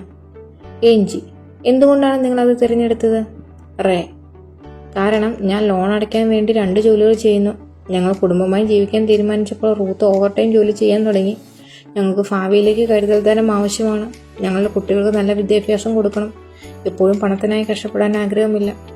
ഏഞ്ചി, എന്തുകൊണ്ടാണ് അത് നിങ്ങൾക്ക് പ്രധാനപ്പെട്ടതായത്? റേ, ഞാൻ പറഞ്ഞതുപോലെ നിങ്ങൾ ലോൺ അടച്ചു തീർക്കണം. ഞങ്ങൾക്ക് ലോൺ അടച്ചു തീർക്കണം. കുട്ടികൾക്ക് നല്ല വിദ്യാഭ്യാസം കൊടുക്കണം. റൂത്തിനും എനിക്കും ഒരിക്കലും അത്തരം അവസരങ്ങൾ ഉണ്ടായിട്ടില്ല. റൂത്ത് ഏറ്റെടുത്തുകൊണ്ട്, അത് ശരിയാണ്. എൻ്റെ മാതാപിതാക്കൾ അറ്റം കൂട്ടിമുട്ടിക്കാൻ എപ്പോഴും പ്രയാസപ്പെട്ടിരുന്നു. ഞങ്ങളുടെ ജീവിതം അങ്ങനെയാകാൻ ഞങ്ങൾക്ക് താല്പര്യമില്ല. ഏഞ്ചി, സാമ്പത്തിക സ്വാതന്ത്ര്യം ഇല്ലെങ്കിലുള്ള അനന്തര ഫലങ്ങൾ എന്തായിരിക്കും? റേ, ഞങ്ങളും ഞങ്ങളുടെ മാതാപിതാക്കളെ പോലെ ഒരേ വഞ്ചിയിലായിരിക്കും. എന്നുവെച്ചാൽ അടുത്ത ചെലവ് ചുരുക്കലും അപൂർവമായി മാത്രം മാസം കഴിഞ്ഞു കൂടുന്നതും. റൂത്ത്, കുട്ടികൾക്ക് നല്ല വിദ്യാഭ്യാസം കൊടുക്കണമെങ്കിൽ വലിയ ചിലവായിരിക്കും. കൂടുതൽ പണമില്ലാതെ നമുക്ക് അവർക്ക് ജീവിതത്തിൽ ആ നല്ല തുടക്കം നൽകാൻ കഴിയില്ല. ഏഞ്ചി, അത് നിങ്ങളെ എന്തുകൊണ്ട് ആശങ്കയിലാക്കണം? റേ, പിരിമുറുക്കത്തോടെ, ഞങ്ങൾ പറഞ്ഞതുപോലെ സാമ്പത്തിക സ്വാതന്ത്ര്യം നേടാൻ ശ്രമിച്ചില്ലെങ്കിൽ അത് എല്ലാ കാലത്തേക്കുമുള്ള വൈഷമ്യമായിരിക്കും. ആരാണത് ആഗ്രഹിക്കുന്നത്? റൂത്ത്. പിന്നെ ഞങ്ങൾക്ക് വിരമിക്കലിനെ കുറിച്ച് പദ്ധതി ഇടണം. അതുകൊണ്ടാണ് ഞങ്ങൾ ഇപ്പോൾ കഠിനാധ്വാനം ചെയ്യുന്നത്. വിശകലനം. ഇതുപോലെയുള്ള ദമ്പതിമാർ പറയുന്നതിനപ്പുറം ഒന്നും തന്നെ ഈ സംഭാഷണത്തിൽ പറഞ്ഞിട്ടില്ല. വ്യത്യാസം എന്താണെന്നാൽ ഈ സംഭാഷണം ഏഞ്ചി 5 സുവർണ ചോദ്യങ്ങൾ ഉപയോഗിക്കുകയും റേയും റൂത്തും അവരുടെ പ്രാഥമിക പ്രചോദനത്തെ അടിസ്ഥാനം വെളിപ്പെടുത്തുകയും ചെയ്തു എന്നതാണ്. സാമ്പത്തിക സ്വാതന്ത്ര്യം അവരുടെ PMF ആയിരിക്കുമെന്ന് കണ്ടെത്തിയിരുന്നാലും റേയും റൂത്തും അത് അവളുടെ ആശയമായിട്ട് കരുതുകയുള്ളൂ, അവരുടേതല്ല. ഏഞ്ചി സാമ്പത്തിക സ്വാതന്ത്ര്യത്തെക്കുറിച്ച് സംസാരിച്ചിരുന്നത് റൂത്തും റേയും എതിർപ്പുകൾ പ്രകടിപ്പിക്കുമായിരുന്നു. കാരണം ഏഞ്ചി അത് പറഞ്ഞതുകൊണ്ട്. പക്ഷെ അവർ തന്നെ അത് പറഞ്ഞു, കാരണം അത് ശരിയായി തീർന്നു. അവിടെ എതിർപ്പുകൾ ഒന്നും ഉണ്ടായില്ല. ഈ 5 ചോദ്യങ്ങൾ പരിശോധിക്കാം. 1. എന്താണ് നിങ്ങളുടെ ഒന്നാമത്തെ മുൻഗണന? യഥാർത്ഥത്തിലുള്ള ചോദ്യം എന്തുകൊണ്ട് നിങ്ങൾ ഇന്ന് നെറ്റ്വർക്ക് മാർക്കറ്റിംഗ് ബിസിനസ്സിൽ ചേരുന്നു എന്നാണ്. റേ അവരുടെ പ്രാഥമിക പ്രചോദനത്തിന്റെ അടിസ്ഥാനം സാമ്പത്തിക സ്വാതന്ത്ര്യമാണെന്ന് പറഞ്ഞു, അതുകൊണ്ടാണ് അവർ രണ്ടുപേരും ചേരുന്നത്. 2. എന്തുകൊണ്ടാണ് നിങ്ങൾ അത് തിരഞ്ഞെടുത്തത്? ഈ ചോദ്യം യഥാർത്ഥത്തിൽ ചോദിക്കുന്നത് ആ കാരണം കൊണ്ട് നിങ്ങൾ ചേരുന്നത് എന്തിനാണ് എന്നാണ്. അവർ രണ്ടുപേരും വീടിന്റെ ലോൺ അടയ്ക്കണമെന്നും കുട്ടികൾക്ക് നല്ല വിദ്യാഭ്യാസം കൊടുക്കണമെന്നും ഒരിക്കലും പണത്തിന് ബുദ്ധിമുട്ടുണ്ടാകാതെ ഇരിക്കണമെന്നും പറഞ്ഞു. 3. എന്തുകൊണ്ടാണ് അത് നിങ്ങൾക്ക് പ്രധാനപ്പെട്ടതായത്? ഈ ചോദ്യത്തിൽ ചോദിക്കുന്നത് എന്നോട് വീണ്ടും പറയൂ, ആ കാരണം കൊണ്ട് നിങ്ങൾ ചേരുന്നത് എന്തിനാണ്? റേ പറഞ്ഞു, ഞാൻ പറഞ്ഞതുപോലെ. എന്നിട്ടും സ്വയം ആവർത്തിച്ചു, അവർ ബിസിനസ് ചേരാനുള്ള കാരണങ്ങൾ ഒന്നുകൂടി ഉറപ്പിച്ചുകൊണ്ട്. റൂത്തും കൂടുതൽ കാരണങ്ങളുമായി ചേർന്ന് സാമ്പത്തിക സ്വാതന്ത്ര്യം അവരുടെ ഒന്നാമത്തെ കാരണമാണെന്ന് പറഞ്ഞു. എന്തൊക്കെയായാലും അവരുടെ മാതാപിതാക്കളുടെ ചെലവുകൾക്കായി ബുദ്ധിമുട്ടിയിരുന്നത് കൊണ്ട് അവർക്ക് അതേ സാഹചര്യങ്ങളിൽ ജീവിക്കാൻ ആഗ്രഹമില്ലായിരുന്നു. 4. സാമ്പത്തിക സ്വാതന്ത്ര്യം ഇല്ലെങ്കിൽ ഉണ്ടാകുന്ന അനന്തര ഫലങ്ങൾ എന്തൊക്കെയാണ്? ഈ ചോദ്യം യഥാർത്ഥത്തിൽ ചോദിക്കുന്നത് നിങ്ങൾ ചേർന്നില്ലെങ്കിൽ നിങ്ങൾക്ക് എന്ത് സംഭവിക്കുമെന്നാണ്. അപ്പോൾ അവരിരുവരും ആകാംക്ഷഭരിതരായി. അവർക്ക് അവരുടെ മാതാപിതാക്കളെ പോലെ ആകാൻ താല്പര്യമില്ലെന്നും പണമില്ലാത്തതിനാൽ മക്കൾക്ക് നല്ല വിദ്യാഭ്യാസം നഷ്ടപ്പെടാൻ പാടില്ലെന്നും ഏഞ്ചിയോട് പറഞ്ഞു. 5. അത് നിങ്ങളെ എന്തുകൊണ്ട് ആശങ്കയിലാക്കണം? ഈ ചോദ്യം അവരോട് ആവർത്തിച്ചത് അവരുടെ ഒന്നാമത്തെ മുൻഗണന ആവർത്തിക്കാൻ വേണ്ടിയാണ്. അവർ ഇരുവരും സജീവമായി. അവർ വീണ്ടും സാമ്പത്തിക സ്വാതന്ത്ര്യമാണ് ഇന്ന് തന്നെ ബിസിനസ് ചേരാൻ അവരുടെ ഒന്നാമത്തെ കാരണമെന്ന് ആവർത്തിച്ചു. അവർ ഏഞ്ചിയോട് പറഞ്ഞതാണ്, അവൾ അവരോട് പറഞ്ഞിട്ടില്ല. ഏഞ്ചി ഇതേ കാര്യങ്ങൾ അവരോട് പറഞ്ഞിരുന്നെങ്കിൽ അവർ മിക്കവാറും തുടരാൻ കഴിയാത്തതിന്റെ കാരണങ്ങൾ അവളോട് പറഞ്ഞേനെ. പക്ഷെ അവർ ചേരുന്നത് എന്തുകൊണ്ടാണെന്ന് അവളോട് പറഞ്ഞതിനാൽ കാരണങ്ങൾ യഥാർത്ഥമായിരുന്നു. ഈ അഭിമുഖത്തിന് ശേഷം ഏഞ്ചി അവർക്ക് എങ്ങനെയാണ് പദ്ധതി പ്രവർത്തിക്കുന്നത് കാണിച്ചു കൊടുത്ത് അവരുടെ വാക്കുകൾ തന്നെ ഉപയോഗിച്ച് ബിസിനസ്സിന്റെ ഗുണങ്ങളും ഫലങ്ങളും വിശദീകരിച്ചു. അവർക്കുണ്ടാകുന്ന നേട്ടങ്ങളും അവർക്ക് ഒഴിവാക്കാവുന്ന ബുദ്ധിമുട്ടുകളും അവൾ വിശദീകരിച്ചു. റേയുടെയും റൂത്തിന്റെയും കാഴ്ചപ്പാടിൽ അത് അവരുടെ സ്വപ്നങ്ങൾക്കുള്ള ഒന്നാന്തരം ഉത്തരമായിരുന്നു. കാരണം അവർ കേട്ടത് അവരുടെ തന്നെ വാക്കുകളായിരുന്നു. അവരുടെ ലക്ഷ്യങ്ങളും പേടികളും എല്ലാം മുന്നോട്ട് വെച്ച ബിസിനസ് പ്ലാനിൽ പരിഗണിച്ചിരുന്നു. അതെല്ലാം അവരുടേതായിരുന്നു, ഏഞ്ചിയുടേതല്ല. ബ്രൂണോ ഒരു കടും കെട്ടഴിച്ചതെങ്ങനെ? ബ്രൂണോ ഒരു എഞ്ചിനീയർ ആയിരുന്നു. മറ്റു എഞ്ചിനീയർമാർക്കൊപ്പം ജിം ഉൾപ്പെടെ ഒരു അസോസിയേഷൻ കമ്മിറ്റിയിൽ ജോലി ചെയ്യുന്നു. 1 വർഷം മുമ്പ് ബ്രൂണോ ഒരു നെറ്റ്വർക്ക് മാർക്കറ്റിംഗ് ബിസിനസ് ആരംഭിച്ചു. എഞ്ചിനീയറിംഗിന്റെ പതിവ് ജോലികളിൽ നിന്ന് മോചനം എന്ന നിലയ്ക്കായിരുന്നു അയാൾ അത് തുടങ്ങിയത്. അയാൾ കൂടുതൽ വിശാലമായ മേച്ചിൽപ്പുറങ്ങളായിരുന്നു അന്വേഷിച്ചുകൊണ്ടിരുന്നത്. ബ്രൂണോ പല അവസരങ്ങളിലും ജിമ്മിനോട് ഒരു ബിസിനസ് അവസരത്തിനെ കുറിച്ചു സൂചിപ്പിച്ചിരുന്നു. പക്ഷെ തണുത്ത പ്രതികരണമേ കിട്ടിയിരുന്നുള്ളൂ. ജിമ്മിന്റെ സഹോദരി അത്തരമൊരു സ്കീമിൽ ഉണ്ടായിരുന്നു. അതിൽ അവനെ ചേർക്കാൻ ശ്രമിച്ചിരുന്നു. പക്ഷെ അവനൊരു എഞ്ചിനീയർ ആണെന്നും സെയിൽസ്മാൻ അല്ലെന്നുമുള്ള തോന്നലിൽ അതെല്ലാം അവഗണിച്ചു. മാത്രമല്ല അവന്റെ കൂട്ടുകാരെ ശല്യം ചെയ്യാൻ ആഗ്രഹമില്ലായിരുന്നു. ഒരു വൈകുന്നേരം കാപ്പി കുടിക്കുമ്പോൾ ബ്രൂണോ വെറുതെ അവന്റെ പ്രാഥമിക പ്രചോദനത്തിന് അടിസ്ഥാനം പിന്നീട് അച്ചടിച്ച പുതിയ ബിസിനസ് കാർഡ് കാണിച്ചു. ജിം കാർഡിൽ നോക്കി. അതിൽ ബ്രൂണോയുടെ പേരിന്റെ താഴെ നെറ്റ്വർക്കിംഗ് ആൻഡ് ഡിസ്ട്രിബ്യൂഷൻ എന്ന് എഴുതിയിരുന്നു. ബ്രൂണോ, നെറ്റ്വർക്കിംഗ് എന്താണെന്ന് അറിയാമോ? ജിം ഉവ്, ഞാൻ പറഞ്ഞിട്ടുള്ളത് എൻ്റെ സഹോദരി അതിലുണ്ടായിരുന്നു. അത് ഒരുതരം പിരമിഡ് സ്കീമാണ് അല്ലേ? ബ്രൂണോ, ശരി, ഞാൻ നിനക്ക് കാണിച്ചു തരാം. ബ്രൂണോ ബിസിനസ് കാർഡ് തിരിച്ചു പിടിച്ച് പ്രാഥമിക പ്രചോദനത്തെ അടിസ്ഥാനം കാണിച്ചു കൊടുത്തു. ബ്രൂണോ, ഈ ലിസ്റ്റിലെ നിന്റെ ഒന്നാമത്തെ മുൻഗണന എന്തായിരിക്കും? ജിം, എനിക്ക് തോന്നുന്നത് എൻ്റെ സ്വന്തം ബിസിനസ് ഉണ്ടാക്കുന്നതും മറ്റുള്ളവരെ സഹായിക്കുന്നതും. ബ്രൂണോ, നീ എന്തുകൊണ്ടാണ് ആ 2 തിരഞ്ഞെടുത്തത്? ജിം, ഞാൻ ഏതാണ്ട് 20 വർഷമായി എഞ്ചിനീയറിംഗ് ഉരുട്ടിക്കൊണ്ടിരിക്കുന്നത് കാരണം സ്വന്തമായി എന്തെങ്കിലും ചെയ്യാനുള്ള അവസരത്തിൽ താല്പര്യമുണ്ട്. എനിക്ക് എപ്പോഴെങ്കിലും അത് സാധിക്കുകയാണെങ്കിൽ അതിൻ്റെ ഒപ്പം എനിക്ക് മറ്റുള്ളവരെ സഹായിക്കാനും താല്പര്യമുണ്ട്. അങ്ങനെ ചെയ്യുന്നതുകൊണ്ട് എനിക്ക് സംതൃപ്തി ലഭിക്കും. അതുകൊണ്ടാണ് ഞാൻ ഈ കമ്മിറ്റിയെ വോളണ്ടിയർ ചെയ്യുന്നത്. ബ്രൂണോ, എന്തുകൊണ്ടാണ് നിനക്കത് പ്രധാനമായത്? ജിം, ഞാൻ പറഞ്ഞതുപോലെ ഭാവി എനിക്ക് വേണ്ടി കരുതി വെച്ചിരിക്കുന്നത് ഇതേ പഴയ വണ്ടിയായിരിക്കും. അതെങ്ങനെയാകുമെന്ന് അറിയാമോ? ബ്രൂണോ, ഞാൻ എൻ്റെ വിരമിക്കലിനെ കുറിച്ച് കൂടുതൽ ആലോചിക്കാൻ തുടങ്ങിയിട്ടുണ്ട്. അത് ദുഃഖകരമാണ്. എനിക്ക് മറ്റെന്തെങ്കിലും ചെയ്യണമെന്നാണുള്ളത്. പക്ഷെ 38 വയസ്സിൽ അത് വലിയൊരു അപായമായിരിക്കും. ബ്രൂണോ, ശരി, നിനക്ക് സ്വന്തമായി ബിസിനസ് ഇല്ലെങ്കിൽ ഉണ്ടാവുന്ന അനന്തര ഫലങ്ങൾ എന്തായിരിക്കും? ജിം അസ്വസ്ഥനായിക്കൊണ്ട്, ഞാൻ പറഞ്ഞതുപോലെ അത് പഴയ വണ്ടിയായിരിക്കും. നമ്മുടെ പ്രായത്തിലുള്ളവർ സമ്മർദ്ദം കാരണം മരിക്കുന്നുണ്ട്, അറിയാമോ? എനിക്ക് കൂടുതൽ സമയം കിട്ടിയിരുന്നെങ്കിൽ ഞാൻ എൻ്റെ മകൻ്റെ സ്കൂളിലെ പേരൻസ് കമ്മിറ്റി ചേരുമായിരുന്നു. എനിക്ക് എൻ്റെ വർക്ക്ഷോപ്പിൽ കൂടുതൽ സമയം ചെലവഴിച്ച് എനിക്കിഷ്ടമുള്ള കാര്യങ്ങൾ നോക്കുമായിരുന്നു. മറ്റുള്ളവർ എൻ്റെ ജീവിതം നിയന്ത്രിക്കുന്നത് ഞാൻ അവശനായി കഴിഞ്ഞു. ബ്രൂണോ, അതെല്ലാം നിന്നെ വിഷമിപ്പിക്കുന്നത് എന്തിനാണ്? ജിം, കാരണം എനിക്ക് എൻ്റെതായ സമയം കിട്ടിയിരുന്നെങ്കിൽ ബ്രൂണോ, ഞാൻ കാര്യങ്ങൾ വ്യത്യസ്തമായി ചെയ്യുമായിരുന്നു. ഞാൻ കൂടുതൽ ജീവിക്കുകയും കുറച്ച് ജോലി ചെയ്യുകയും ചെയ്യുമായിരുന്നു. എനിക്കും ഒരു മാറ്റത്തിന് വേണ്ടി അവനവന് വേണ്ടി എന്തെങ്കിലും ചെയ്യണം. ബ്രൂണോ, അതാണ് ശരിക്കും നെറ്റ്വർക്ക് മാർക്കറ്റിംഗ് ബിസിനസ് നിന്നെ ചെയ്യാൻ അനുവദിക്കുന്നത്. നിനക്ക് കൂടുതൽ സമയം തരുന്നു, കൂടുതൽ സ്വാതന്ത്ര്യവും സ്വന്തം ബിസിനസ് ചെയ്യുന്നതിന് ഗുണങ്ങളും തരുന്നു. അതിനോടൊപ്പം നിനക്ക് മറ്റുള്ളവരെ സഹായിക്കാം. ഒരു പുതിയ തൊഴിൽ എത്തിപ്പെടുന്നതിൻ്റെ അപകട സാധ്യതകൾ ഇല്ലാതെ തന്നെ. എനിക്കതെങ്ങനെ അനുഭവപ്പെട്ടു എന്ന് പറയാം. ഒരു വർഷത്തോളം ബ്രൂണോ ജിമ്മിനെ താല്പര്യപ്പെടുത്താൻ ശ്രമിച്ചു പരാജയപ്പെട്ടിരുന്നു. ബ്രൂണോ 5 സുവർണ ചോദ്യങ്ങളുടെ രഹസ്യം മനസ്സിലാക്കിയപ്പോൾ ബ്രൂണോയ്ക്ക് മനസ്സിലായി അയാൾ ജിമ്മിന്റെ ജീവിതം കൊണ്ട് എന്ത് ചെയ്യണമെന്ന് പറയാൻ ശ്രമിച്ചുകൊണ്ടിരിക്കുകയായിരുന്നുവെന്ന്. അതെല്ലാം ബ്രൂണോയുടെ ആശയമായിരുന്നു, ജിമ്മിൻ്റേതല്ല. ബ്രൂണോയുടെ കാർഡിന്റെ പിന്നിലുണ്ടായിരുന്ന പട്ടികയും 5 സുവർണ ചോദ്യങ്ങളും ജിമ്മിനെ എന്തുകൊണ്ട് അവൻ ബിസിനസ് ചേരാൻ ആഗ്രഹിക്കുന്നത് സംസാരിക്കാൻ അനുവദിച്ചു. ജിം ബിസിനസ് പ്ലാൻ കണ്ടപ്പോൾ അവന് തന്റെ കണ്ണുകളെ വിശ്വസിക്കാനായില്ല. എന്താ ഇതാരും എന്നെ മുമ്പ് കാണിക്കാതിരുന്നത്? അവൻ ചോദിച്ചു. ഉത്തരം എന്താണെന്നാൽ എല്ലാവരും അവനോട് പറഞ്ഞിരുന്നത് അവൻ എന്തുകൊണ്ട് ചേരണമെന്നായിരുന്നു.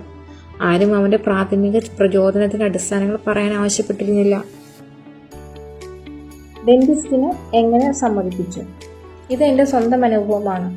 ഫ്രാങ്ക്, 44 വയസ്സ്, എൻ്റെ ഡെന്റിസ്റ്റ് ആയിരുന്നു.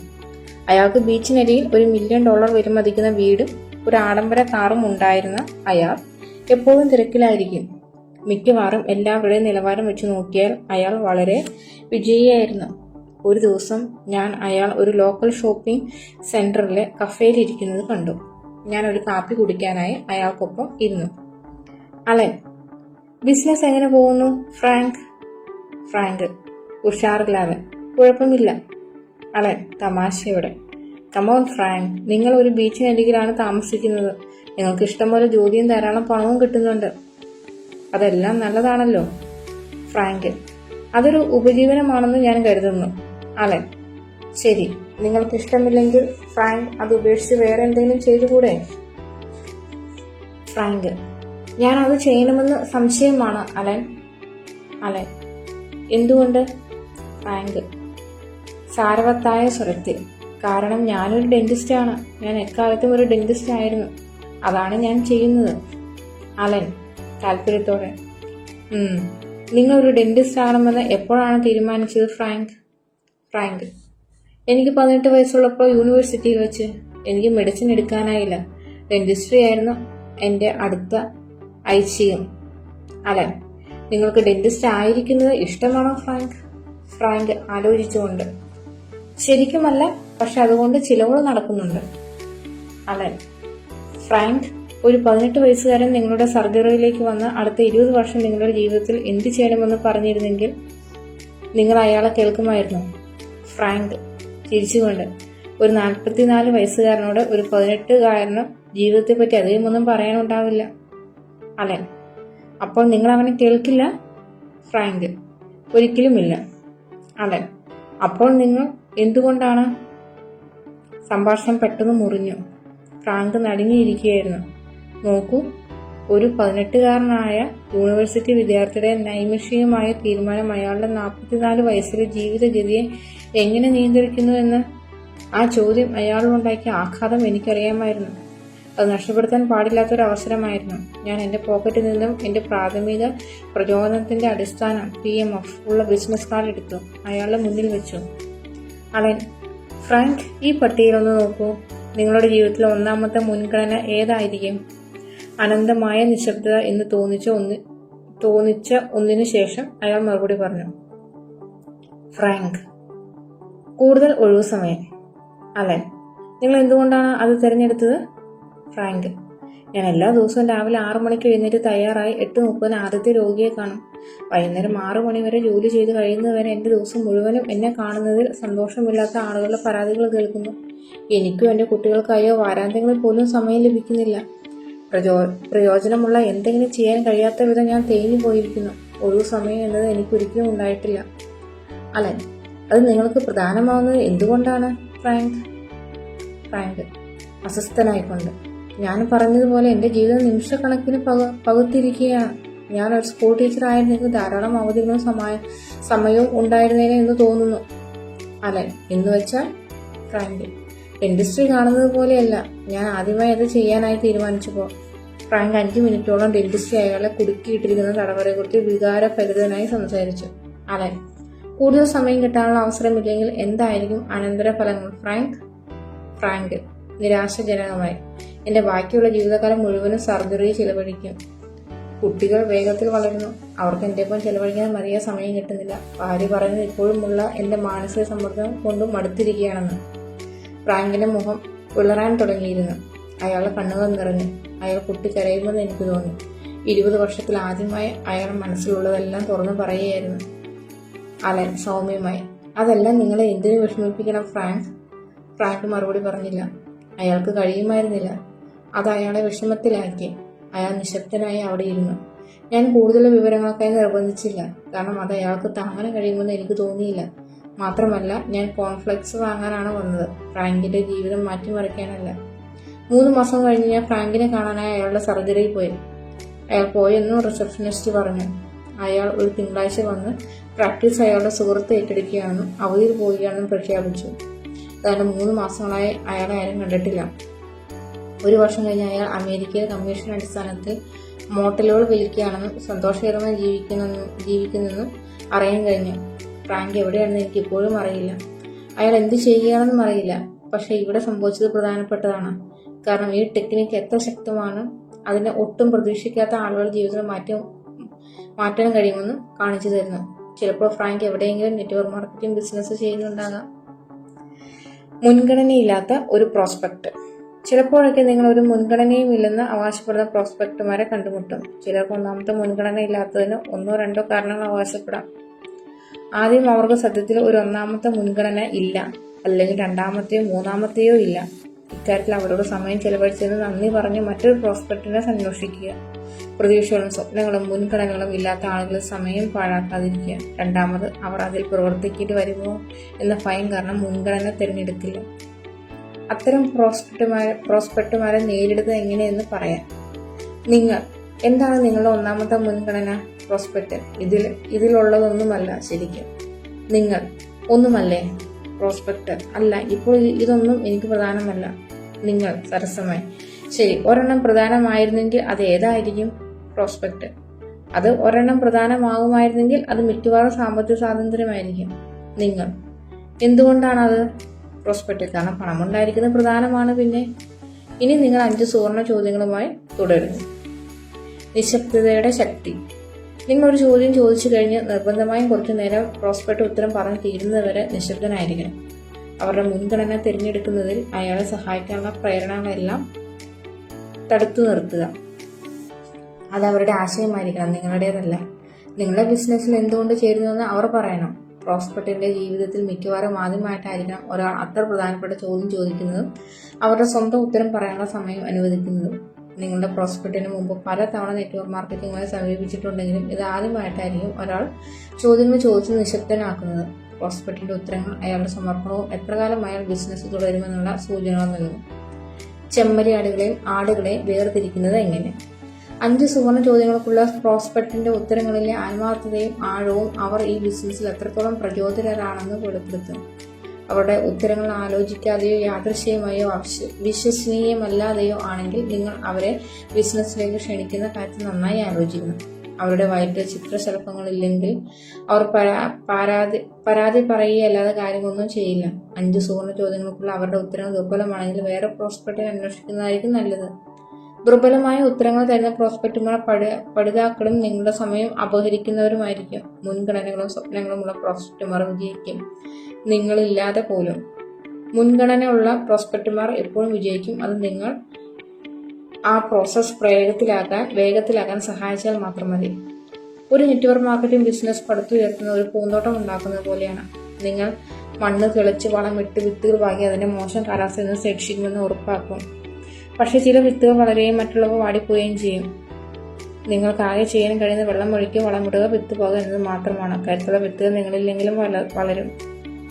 നിങ്ങൾ വിതയ്ക്കുന്ന വിത്തുകൾ ദുർബലമാണെങ്കിൽ നിങ്ങൾ എക്കാലവും അതിന് താങ്ങ് കൊടുത്ത് അവ വളരുമെന്ന് പ്രതീക്ഷിച്ചിരിക്കും. ദുർബലമായൊരു വിത്തിനെ കരുത്തും സൗന്ദര്യമുള്ള ചെടിയായി വളരാൻ പ്രോത്സാഹിപ്പിക്കാമെന്ന് വിശ്വസിച്ച് സ്വയം കബളിപ്പിക്കരുത്. അത് അപൂർവമായേ സംഭവിക്കാറുള്ളൂ. യഥാർത്ഥ രഹസ്യം ഒളിഞ്ഞിരിക്കുന്നത് കരുത്തുള്ള വിത്തുകൾ പാകുന്നതിലാണ്. അതാണ് 5 സുവർണ ചോദ്യങ്ങളുടെ ഉപയോഗം. നിങ്ങൾ വിത്ത് നടുന്നതിന് മുമ്പ് അതിന്റെ കരുത്ത് പരിശോധിക്കാൻ അവയ്ക്കോ സാധിക്കും. ഒരു പ്രോസ്പെക്ട് അയാളുടെ ഉത്തരങ്ങളിൽ കരുത്തനല്ലെങ്കിൽ അയാളൊരു തെറ്റായ പ്രോസ്പെക്ട് ആയിരിക്കും. ചിലപ്പോൾ അയാളുടെ സമയനിശ്ചയം തെറ്റിപ്പോയതാകാം. അല്ലെങ്കിൽ അയാൾ വെറും ഉൽപ്പന്നങ്ങൾ വാങ്ങുന്നയാളായി മാറാം. കഴിയുന്നത്ര പ്രോസ്പെക്റ്റുമാരെ സ്പോൺസർ ചെയ്യുക, പക്ഷേ നിങ്ങളുടെ കൂടുതൽ സമയം കരുത്തുള്ള വിത്തുകൾക്കായി ചിലവഴിക്കുക. ഒരു സംഘത്തിൽ പട്ടിക ഉപയോഗിക്കുന്നത്. കുറച്ച് പരിശീലനം കൊണ്ട് ഈ സ്റ്റെപ്പ് നിങ്ങൾക്ക് ഒരു കൂട്ടം പ്രോസ്പെക്റ്റുമാർക്ക് പ്രസന്റേഷൻ എടുക്കാനുള്ള ഒന്നാന്തര വഴിയായി തോന്നും. നിങ്ങൾക്കൊന്നുകിൽ തയ്യാറാക്കിയിട്ടുള്ള പ്രാഥമിക പ്രചോദനത്തിന്റെ അടിസ്ഥാനം PMF ഉപയോഗിക്കാം, അല്ലെങ്കിൽ എന്തുകൊണ്ട് ആളുകൾ ഒരു നെറ്റ്വർക്ക് മാർക്കറ്റിംഗ് ഗ്രൂപ്പിൽ ചേരുന്നുവെന്ന് സദസ്സിനോട് പറയാൻ ആവശ്യപ്പെടും. തയ്യാറാക്കിയ ഒരു പട്ടികയുമായി നിങ്ങൾ ആരോടെങ്കിലും എന്താണ് നിങ്ങളുടെ ഒന്നാമത്തെ മുൻഗണന എന്ന് ചോദിക്കുന്നതോടെ നിങ്ങൾ വളരെ ദൂരം കടന്നു. പിന്നെ അത് തന്നെ രണ്ടാമത്തെയും മൂന്നാമത്തെയും പ്രോസ്പെക്റ്റുമാരോട് ചോദിച്ചു പെട്ടെന്ന് തന്നെ മുഴുവൻ സദസ്സും എന്തുകൊണ്ട് അവർ ബിസിനസ് ചെയ്യുന്നത് പറയുന്നതിൽ എത്തിച്ചേരും. പ്രസന്റേഷൻ സമയത്ത് നിങ്ങൾ പട്ടിക കൈകൊണ്ട് എഴുതാനാണ് താല്പര്യമെങ്കിൽ ഓരോരുത്തരോടും മുൻഗണന സ്വമേധയെ പറയാൻ ആവശ്യപ്പെടുക. എന്തുകൊണ്ട് നിങ്ങൾ അത് തിരഞ്ഞെടുത്തു, എന്നിട്ട് എല്ലാ ചോദ്യങ്ങളുമായി മുന്നോട്ട് പോവുക. മുഴുവൻ സദസ്സും എന്തുകൊണ്ട് അത് പ്രധാനമാണെന്ന് പറയുന്നത് വളരെ രസകരമാണ്. നിങ്ങൾക്ക് ഒരിക്കലും ഒരു പ്രസ്താവന നടത്തേണ്ടി വരില്ല. നിങ്ങൾ ആകെ ചെയ്യേണ്ടത് തല കുലുക്കുകയും പ്രോത്സാഹിപ്പിക്കുകയുമാണ്. 3. ആവശ്യത്തിൽ ഊന്നുക. പദ്ധതി കാണിക്കുന്നത്.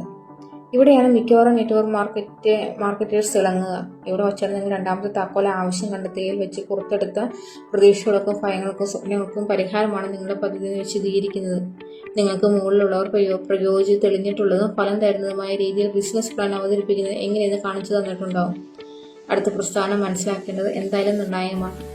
ബിസിനസ് പ്ലാൻ ഒരു പ്രശ്നത്തിനുള്ള പരിഹാരം മാത്രമാണ്, അല്ലെങ്കിൽ ഒരു സ്വപ്ന സാക്ഷാത്കരിക്കാനുള്ള വഴി. പരിഹാരം യുക്തിഭദ്രമായിരിക്കണം, പക്ഷേ യുക്തി മനസ്സ് തുറക്കുകയുള്ളൂ. 5 സുവർണ ചോദ്യങ്ങൾ വികാരങ്ങളെ തുറന്നുവിട്ട് ശരിയായ പ്രോസ്പെക്റ്റുമാരെ അവരുടെ സ്വന്തം പരിഹാരം കണ്ടെത്താൻ പ്രചോദിപ്പിക്കുന്നു. ഒരാളുടെ പ്രാഥമിക പ്രചോദനത്തിന് അടിസ്ഥാനം കണ്ടെത്താതെ പരിഹാരം മാത്രമാണ് നിങ്ങൾ കാണിക്കുന്നതെങ്കിൽ പ്രോസ്പെക്റ്റ് അതിന്റെ ആവശ്യത്തിൽ മറന്നേക്കാം. പക്ഷേ വൈകാരികമായി പ്രചോദിതരാണെന്നില്ല. അതുകൊണ്ടാണ് കുറച്ച് ദിവസങ്ങൾ കഴിയുമ്പോൾ പ്രോസ്പെക്റ്റുമാർ തണുത്തു പോകുന്നത്. നിങ്ങൾ പദ്ധതി കാണിക്കുമ്പോൾ പ്രോസ്പെക്റ്റിന്റെ സ്വന്തം വാക്കുകൾ ഉപയോഗിക്കുക. ഉദാഹരണത്തിന്, അപ്പോൾ നിങ്ങൾക്ക് സ്വന്തം ലക്ഷ്യത്തെ നിയന്ത്രിക്കാൻ സാധിക്കുകയും കുടുംബത്തോടൊപ്പം ചെലവഴിക്കാൻ കൂടുതൽ സമയം ലഭിക്കുകയും ചെയ്യും.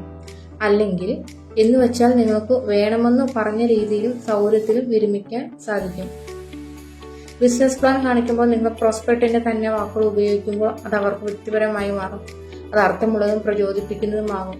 അത് അവരുടെ വാക്കുകളും ആശയങ്ങളുമാണ്, നിങ്ങളുടേതല്ല. 4. പ്രതിബദ്ധരാകുക. പറഞ്ഞിരിക്കുന്ന തന്ത്രങ്ങൾ നിങ്ങൾ അതേപോലെ ഉപയോഗിക്കുമ്പോൾ പ്രോസ്പെക്റ്റിനോട് നിങ്ങൾക്കൊപ്പം ചേരാൻ ആവശ്യപ്പെടുന്ന നാടകീയമല്ലാതാകുന്നു. അവർ സ്വന്തം ഉത്സാഹത്താൽ ചൂടുപിടിച്ച് ബിസിനസ് ആരംഭിക്കുന്നത് സ്വാഭാവികമായ പ്രവൃത്തിയാകണം.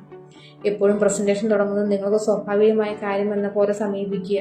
നിങ്ങളുടെ ശൈലി ബിസിനസിൻ്റെതായിരിക്കും, പക്ഷെ ശാന്തമായി എല്ലാ ദിവസവും ചെയ്യുന്നത് പോലെ ആയിരിക്കുക.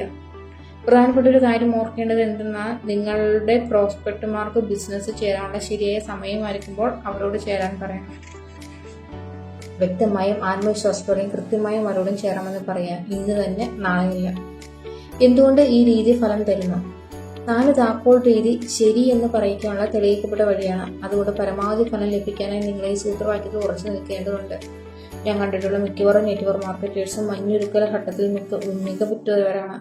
മറ്റുള്ളവരോട് സൗഹാർദ്ദപരമായി സംസാരിക്കാനും ബന്ധം സ്ഥാപിക്കാനും പഠിച്ചിട്ടുണ്ട്. മിക്കവാറും പേർക്ക് എന്തായാലും ഫലപ്രദമായ ആവശ്യം കണ്ടെത്തുക എന്ന ഘട്ടം ഉണ്ടാകാറില്ല. അവർ മഞ്ഞുരുകലിൽ നിന്ന് നേരിട്ട് ആവശ്യത്തിൽ ഊന്നുക എന്നതിലേക്ക് പോകും. അവരുടെ ബിസിനസ് പ്ലാൻ പ്രസന്റേഷൻ മികച്ചതാണെങ്കിലും പ്രോസ്പെക്റ്റുമാർ വൈകാരികമായി അസ്വസ്ഥരല്ലാത്തതിനാൽ പ്രവർത്തിക്കാനുള്ള പ്രചോദനം ഉണ്ടായിക്കൊള്ളണമെന്നില്ല. ഇതുകൊണ്ടാണ് ഒരുപാട് പ്രോസ്പെക്റ്റുമാർ നിങ്ങളുടെ പ്രസന്റേഷൻ ആവേശപ്പെടുകയും പക്ഷേ 1-2 ദിവസം കഴിയുമ്പോൾ തണുക്കുകയും ചെയ്യുന്നത്.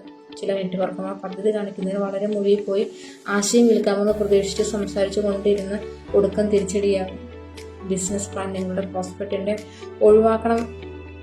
ഒഴിവാക്കണമെന്നുള്ള പ്രശ്നങ്ങളുടെ അവകാശങ്ങളുടെ നേട്ടങ്ങളുടെ ഒരു പരിഹാരം മാത്രമാണ്. പ്രോസ്പെക്റ്റിന്റെ പ്രാഥമിക പ്രചോദനത്തിന് അടിസ്ഥാനം കണ്ടെത്തി അവരെ അതിൽ ചൂട് പിടിപ്പിക്കാതെ ബിസിനസ് പ്ലാൻ കാണിച്ചിട്ട് കാര്യമില്ല. നിങ്ങൾ ആവശ്യം കണ്ടുപിടിക്കുന്നത് കേവലാണെങ്കിൽ പ്രതിബദ്ധത നേടുന്നതിനെക്കുറിച്ച് അമിതമായി വേവലാതിപ്പെടേണ്ടതില്ല. പ്രോസ്പെക്റ്റുകളെ വൈകാരികമായി അസ്വസ്ഥരാക്കാൻ നിങ്ങൾ പഠിക്കുമ്പോൾ അവർ സ്വന്തം പ്രശ്നങ്ങൾക്ക് പരിഹാരം അന്വേഷിക്കാൻ തുടങ്ങിക്കോളും. ആവശ്യം കണ്ടെത്തി അതിൽ ഊന്നി നിങ്ങളുടെ നെറ്റ്വർക്ക് കെട്ടിപ്പടുക്കുന്നത് ലളിതമാണ്. അധ്യായം 3. ഉജ്ജ്വല പ്രസന്റേഷനുള്ള 6 തന്ത്രപ്രധാന കഴിവുകൾ. സൂക്ഷ്മമായതും എന്നാൽ നാടകീയമായ ഫലം തരുന്നതുമായ 6 കഴിവുകൾ നിങ്ങളുടെ പ്രസന്റേഷനുകൾക്ക് ശക്തി പകരും. കഴിവ് 1. പാലം പണിയൽ. പാലം പണിയൽ സംഭാഷണം മുന്നോട്ട് കൊണ്ടുപോകുന്നതിനും നിങ്ങൾ കൂടുതൽ പ്രോസ്പെക്റ്റ് വളരെ കുറച്ചും സംസാരിക്കുന്ന അവസ്ഥ ഒഴിവാക്കുന്നതിനുമുള്ള തന്ത്രമാണത്. ഒരു ബുദ്ധിപരമായ തുറന്ന ചോദ്യം ചോദിച്ച ശേഷം ചെറിയ ഒരു മറുപടി ലഭിക്കുന്നത് നൈരാശ്യമുണ്ടാക്കുന്നതാണ്. യഥാർത്ഥ ജീവിതകഥ. സ്യൂ എങ്ങനെ രംഗം ചൂടുപിടിപ്പിച്ചു. ഇത് സ്യൂവിന്റെ ഒരു ഉദാഹരണം. സ്യൂ ഒരു ഡിസ്ട്രിബ്യൂട്ടർ ആണ്. അവളുടെ പ്രോസ്പെക്റ്റ് ആയ ഫ്രെഡുമായി ബന്ധം സ്ഥാപിക്കാൻ ശ്രമിക്കുകയാണ് അവൾ. ഒരു കമ്പ്യൂട്ടർ കമ്പനിയിൽ ജോലി ചെയ്യുന്ന ഫ്രെഡ് അയാളുടെ ലഞ്ച് ബ്രേക്കിന്റെ സമയത്ത് സ്യൂവിനോട് സംസാരിക്കാമെന്ന് സമ്മതിച്ചു. തുടക്കത്തിൽ ഫ്രെഡ് കുറച്ച് വിമുഖനായി തോന്നിക്കുകയും ഒരു സംഭാഷണം നടക്കുന്നത് പോലെയല്ലാതിരിക്കുകയും ചെയ്തു. അത് സ്യൂവിനെ കുറച്ച് നിരുത്സാഹപ്പെടുത്തി. സ്യൂ, നിങ്ങൾ ഈ ബിസിനസ്സിൽ എത്തിയത് എങ്ങനെയാണ് ഫ്രെഡ്? എനിക്ക് കമ്പ്യൂട്ടറുകൾ ഇപ്പോൾ താല്പര്യമുണ്ടായിരുന്നു. ഈ ഘട്ടത്തിൽ സ്യൂവിനെ പ്രയോഗിക്കാൻ പോകുന്ന കാര്യമായ വിവരങ്ങളൊന്നും ഇല്ലായിരുന്നു. അതുകൊണ്ട് അവൾ മറ്റൊരു തുറന്ന ചോദ്യം ചോദിക്കാൻ നിർബന്ധിതയായി. സ്യൂ, കമ്പ്യൂട്ടർ ബിസിനസ്സിൽ നിങ്ങൾക്ക് ഏറ്റവും ഇഷ്ടപ്പെട്ടത് എന്താണ്? ഫ്രെഡ്: അതെപ്പോഴും മാറിക്കൊണ്ടിരിക്കുന്നു. വീണ്ടും ഒരു ചെറിയ ഉത്തരം അവളെ മറ്റൊരു തുറന്ന ചോദ്യം ചോദിച്ച് ആ മിണ്ടാപ്പൂച്ചിയുടെ വാ തുറപ്പിക്കാൻ ആലോചിപ്പിച്ചു. പ്രശ്നം എന്തെന്നാൽ അവൾ നല്ല തുറന്ന ചോദ്യങ്ങൾ ചോദിച്ചുകൊണ്ടിരുന്നാലും കുറച്ചു നേരം കഴിയുമ്പോൾ സംഭാഷണം സ്യൂ ഒരു പോലീസ് ചീഫ് ആണെന്ന പോലെ ചോദ്യം ചെയ്യലായി മാറാൻ തുടങ്ങും. ചെറു ഉത്തരങ്ങൾ തരുന്ന പ്രോസ്പെക്റ്റുമാരെ പാലങ്ങൾ ഉപയോഗിച്ച് സംസാരിപ്പിക്കാൻ കഴിയും. ശക്തമായ പാലങ്ങളിൽ ഉൾപ്പെടുന്നവ. അതെന്താണ്? ഉദാഹരണത്തിന് എന്നിട്ട്, അതുകൊണ്ട്, അപ്പോൾ നിങ്ങൾ എന്ന് വെച്ചാൽ. ഓരോ പാലത്തിന് ശേഷവും നിങ്ങളുടെ ഭാഗത്തു നിന്നും മൗനം ഉണ്ടായിരിക്കണം. കാര്യത്തിന് സൂ പാലങ്ങൾ ഉപയോഗിക്കാൻ പഠിച്ചിരുന്നു. ഫ്രെഡുമായുള്ള അവളുടെ സംഭാഷണം ശരിക്കും നടന്നത് ഇങ്ങനെയാണ്. സ്യൂ, നിങ്ങൾ എങ്ങനെയാണ് ഈ ബിസിനസ്സിൽ എത്തിയത്? ഫ്രെഡ്: എനിക്ക് കമ്പ്യൂട്ടറുകൾ എപ്പോഴും താല്പര്യമുണ്ടായിരുന്നു. സ്യൂ: അതെന്താണ്? ഫ്രെഡ്: അതെന്താണെന്ന് വലിയതും ചെറുതുമായ ബിസിനസ്സുകൾക്ക് നെറ്റ്വർക്ക് സിസ്റ്റംസ് ഇൻസ്റ്റാൾ ചെയ്തു കൊടുക്കുന്നത്. സ്യൂ: എന്നുവെച്ചാൽ? ഫ്രെഡ്: എന്നുവെച്ചാൽ അവരുടെ ജോലി എളുപ്പമാക്കുന്ന സോഫ്റ്റ്വെയർ ഉണ്ടാക്കി ഞാൻ മൊത്തത്തിലുള്ള കാര്യക്ഷമത മെച്ചപ്പെടുത്താൻ സഹായിക്കുന്നു. സ്യൂ: ഉദാഹരണത്തിന്? ഫ്രെഡ്: ഉദാഹരണത്തിന് ഇന്നലെ ഗൗരവമായ അക്കൗണ്ടിംഗ് പ്രശ്നമുള്ള ഒരു കമ്പനിക്ക് വേണ്ടി ഞാനൊരു സിസ്റ്റം ഇൻസ്റ്റാൾ ചെയ്ത് കൊടുത്തു. അവരെന്നെ വിളിച്ചു. ഇവിടെ സ്യൂ വിജയകരമായി മൗനം ഭേദിക്കുകയും മാത്രമല്ല ചെയ്ത് അവളൊരു കുറ്റാന്വേഷയെ പോലെ തോന്നിപ്പിക്കാതിരിക്കുകയും ചെയ്തു. അവളായിരുന്നില്ല കൂടുതൽ സംസാരിച്ചത്. അവൾക്ക് ഫ്രെഡിനെ കുറിച്ച് ധാരാളം പ്രയോജനകരമായ വിവരങ്ങൾ ലഭിക്കുകയും അയാൾ ഒന്നാമത്തെ വിഷയത്തിനെക്കുറിച്ച് സ്വയം സംസാരിക്കുകയും ചെയ്തു. പാലം ഉപയോഗിക്കുമ്പോൾ ഈ 3 കാര്യങ്ങൾ ചെയ്യുക. 1. മുന്നോട്ട് ചാഞ്ഞ് കൈപ്പത്തി നിവർത്തുക. 2. പാലത്തിന്റെ അവസാനത്തെ അക്ഷരം നീട്ടി പറയുക. 3. പിന്നോട്ട് ചാഞ്ഞ് മിണ്ടാതിരിക്കുക. മുന്നോട്ട് ചാഞ്ഞ് കൈപ്പത്തി നിവർത്തുന്നത് 2 കാര്യങ്ങൾ ചെയ്യും. ആദ്യം നിങ്ങൾ ഭീഷണിയല്ലെന്ന് അത് വാക്കുകളിലല്ലാതെ പറയും. 2. കേൾവിക്കാരനോട് അത് അയാളുടെ ഊഴമാണെന്നും നിയന്ത്രണം കൈമാറിയെന്നും പറയുന്നു. പാലത്തിന്റെ അവസാനത്തെ അക്ഷരം നീട്ടി പറയുന്നത് മിക്കപ്പോഴും ഒരു ചോദ്യമായി പരിണമിക്കുന്നു.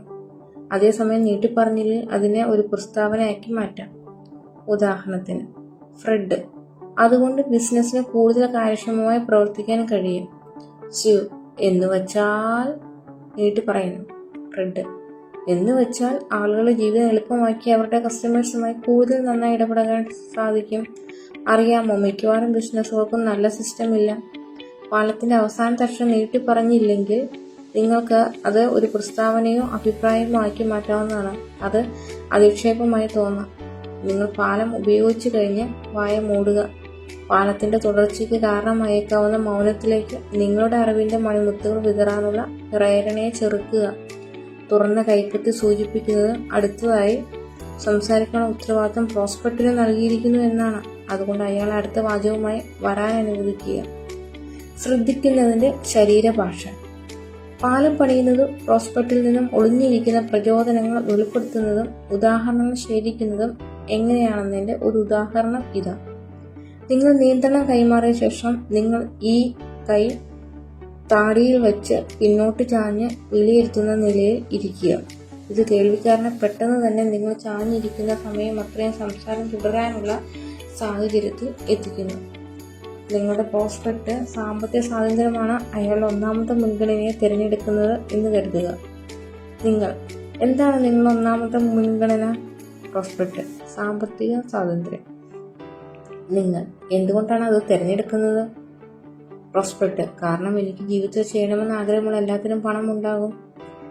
നിങ്ങൾ മുന്നോട്ട് ചാഞ്ഞ് കൈപ്പത്തി വിടർത്തി. അതെന്താണെന്ന്?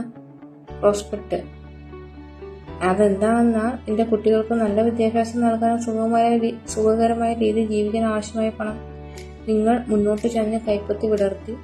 സുഖകരമായ രീതിയിൽ എന്ന് വെച്ചാൽ? പ്രോസ്പെക്റ്റ് എന്ന് വെച്ചാൽ നല്ല ഒരു അവധിക്കാലം ചെലവഴിക്കാനും നല്ല കാർ വാങ്ങാനും അല്ലെങ്കിൽ വല്ലപ്പോഴും കുറച്ച് ആഡംബരത്തിനായി ആവശ്യമായ പണം. നിങ്ങൾ ഉദാഹരണത്തിന് ഉദാഹരണത്തിന് എനിക്ക് യാത്ര ചെയ്യണമെന്നുണ്ടെങ്കിൽ എനിക്ക് സാധ്യമാകാനുള്ള. അതെന്താണ് എന്ന് വെച്ചാൽ എന്നീ രണ്ട് പാലങ്ങൾ ഉപയോഗിച്ചപ്പോൾ നിങ്ങളുടെ പ്രോസ്പെക്റ്റ് അയാൾ ചിന്തിക്കുന്നതിനെക്കുറിച്ചും അയാൾക്ക് തോന്നുന്നതിനെക്കുറിച്ചും വിശ്വസിക്കുന്നതിനെക്കുറിച്ചും സംസാരിക്കുകയാണ്. പ്രധാനമായും നിങ്ങളല്ല എല്ലാം സംസാരിക്കുന്നത്. പാലങ്ങൾ ഫലത്തിൽ ഒരുതരം തുറന്ന ചോദ്യമാണ്. അവ നന്നായി ഉപയോഗിക്കുന്നത് അധികം സംസാരിക്കാത്തവർക്കോ ചോദ്യങ്ങൾക്ക് ചെറിയ ഉത്തരങ്ങൾ നൽകുന്നവർക്കോ പ്രസന്റേഷനുകൾ കൊടുക്കുമ്പോഴാണ്. നിങ്ങൾ ആദ്യമായി പാലം ഉപയോഗിക്കുമ്പോൾ വിചിത്രമായി തോന്നാം, പ്രത്യേകിച്ച് നിങ്ങളൊരു സംഭാഷണ പ്രിയനാണെങ്കിൽ. കാരണം പാലം ഉപയോഗിക്കുമ്പോൾ ചിലപ്പോൾ ഉണ്ടാകാനിടയുള്ള നിശബ്ദതയാണ്. പക്ഷെ നിങ്ങളുടെ കേൾവിക്കാരൻ ചെറിയ ഉത്തരവ് നൽകുകയാണെങ്കിൽ അയാൾക്ക് സംഭാഷണത്തിനിടെ നിശബ്ദത അനുഭവപ്പെടുകയും അത് അയാൾക്ക് സ്വാഭാവികമായി തോന്നുകയും ചെയ്യും. പാലങ്ങൾ ഉപയോഗിക്കുന്നത് രസകരമാണ്. അവ പ്രസന്റേഷനുകൾ താല്പര്യജനകമാവുകയും നിങ്ങൾക്ക് നിശബ്ദമായി നിയന്ത്രണം നൽകുകയും ചെയ്യും. കഴിവ് 2. തലകുലുക്കൽ തന്ത്രം.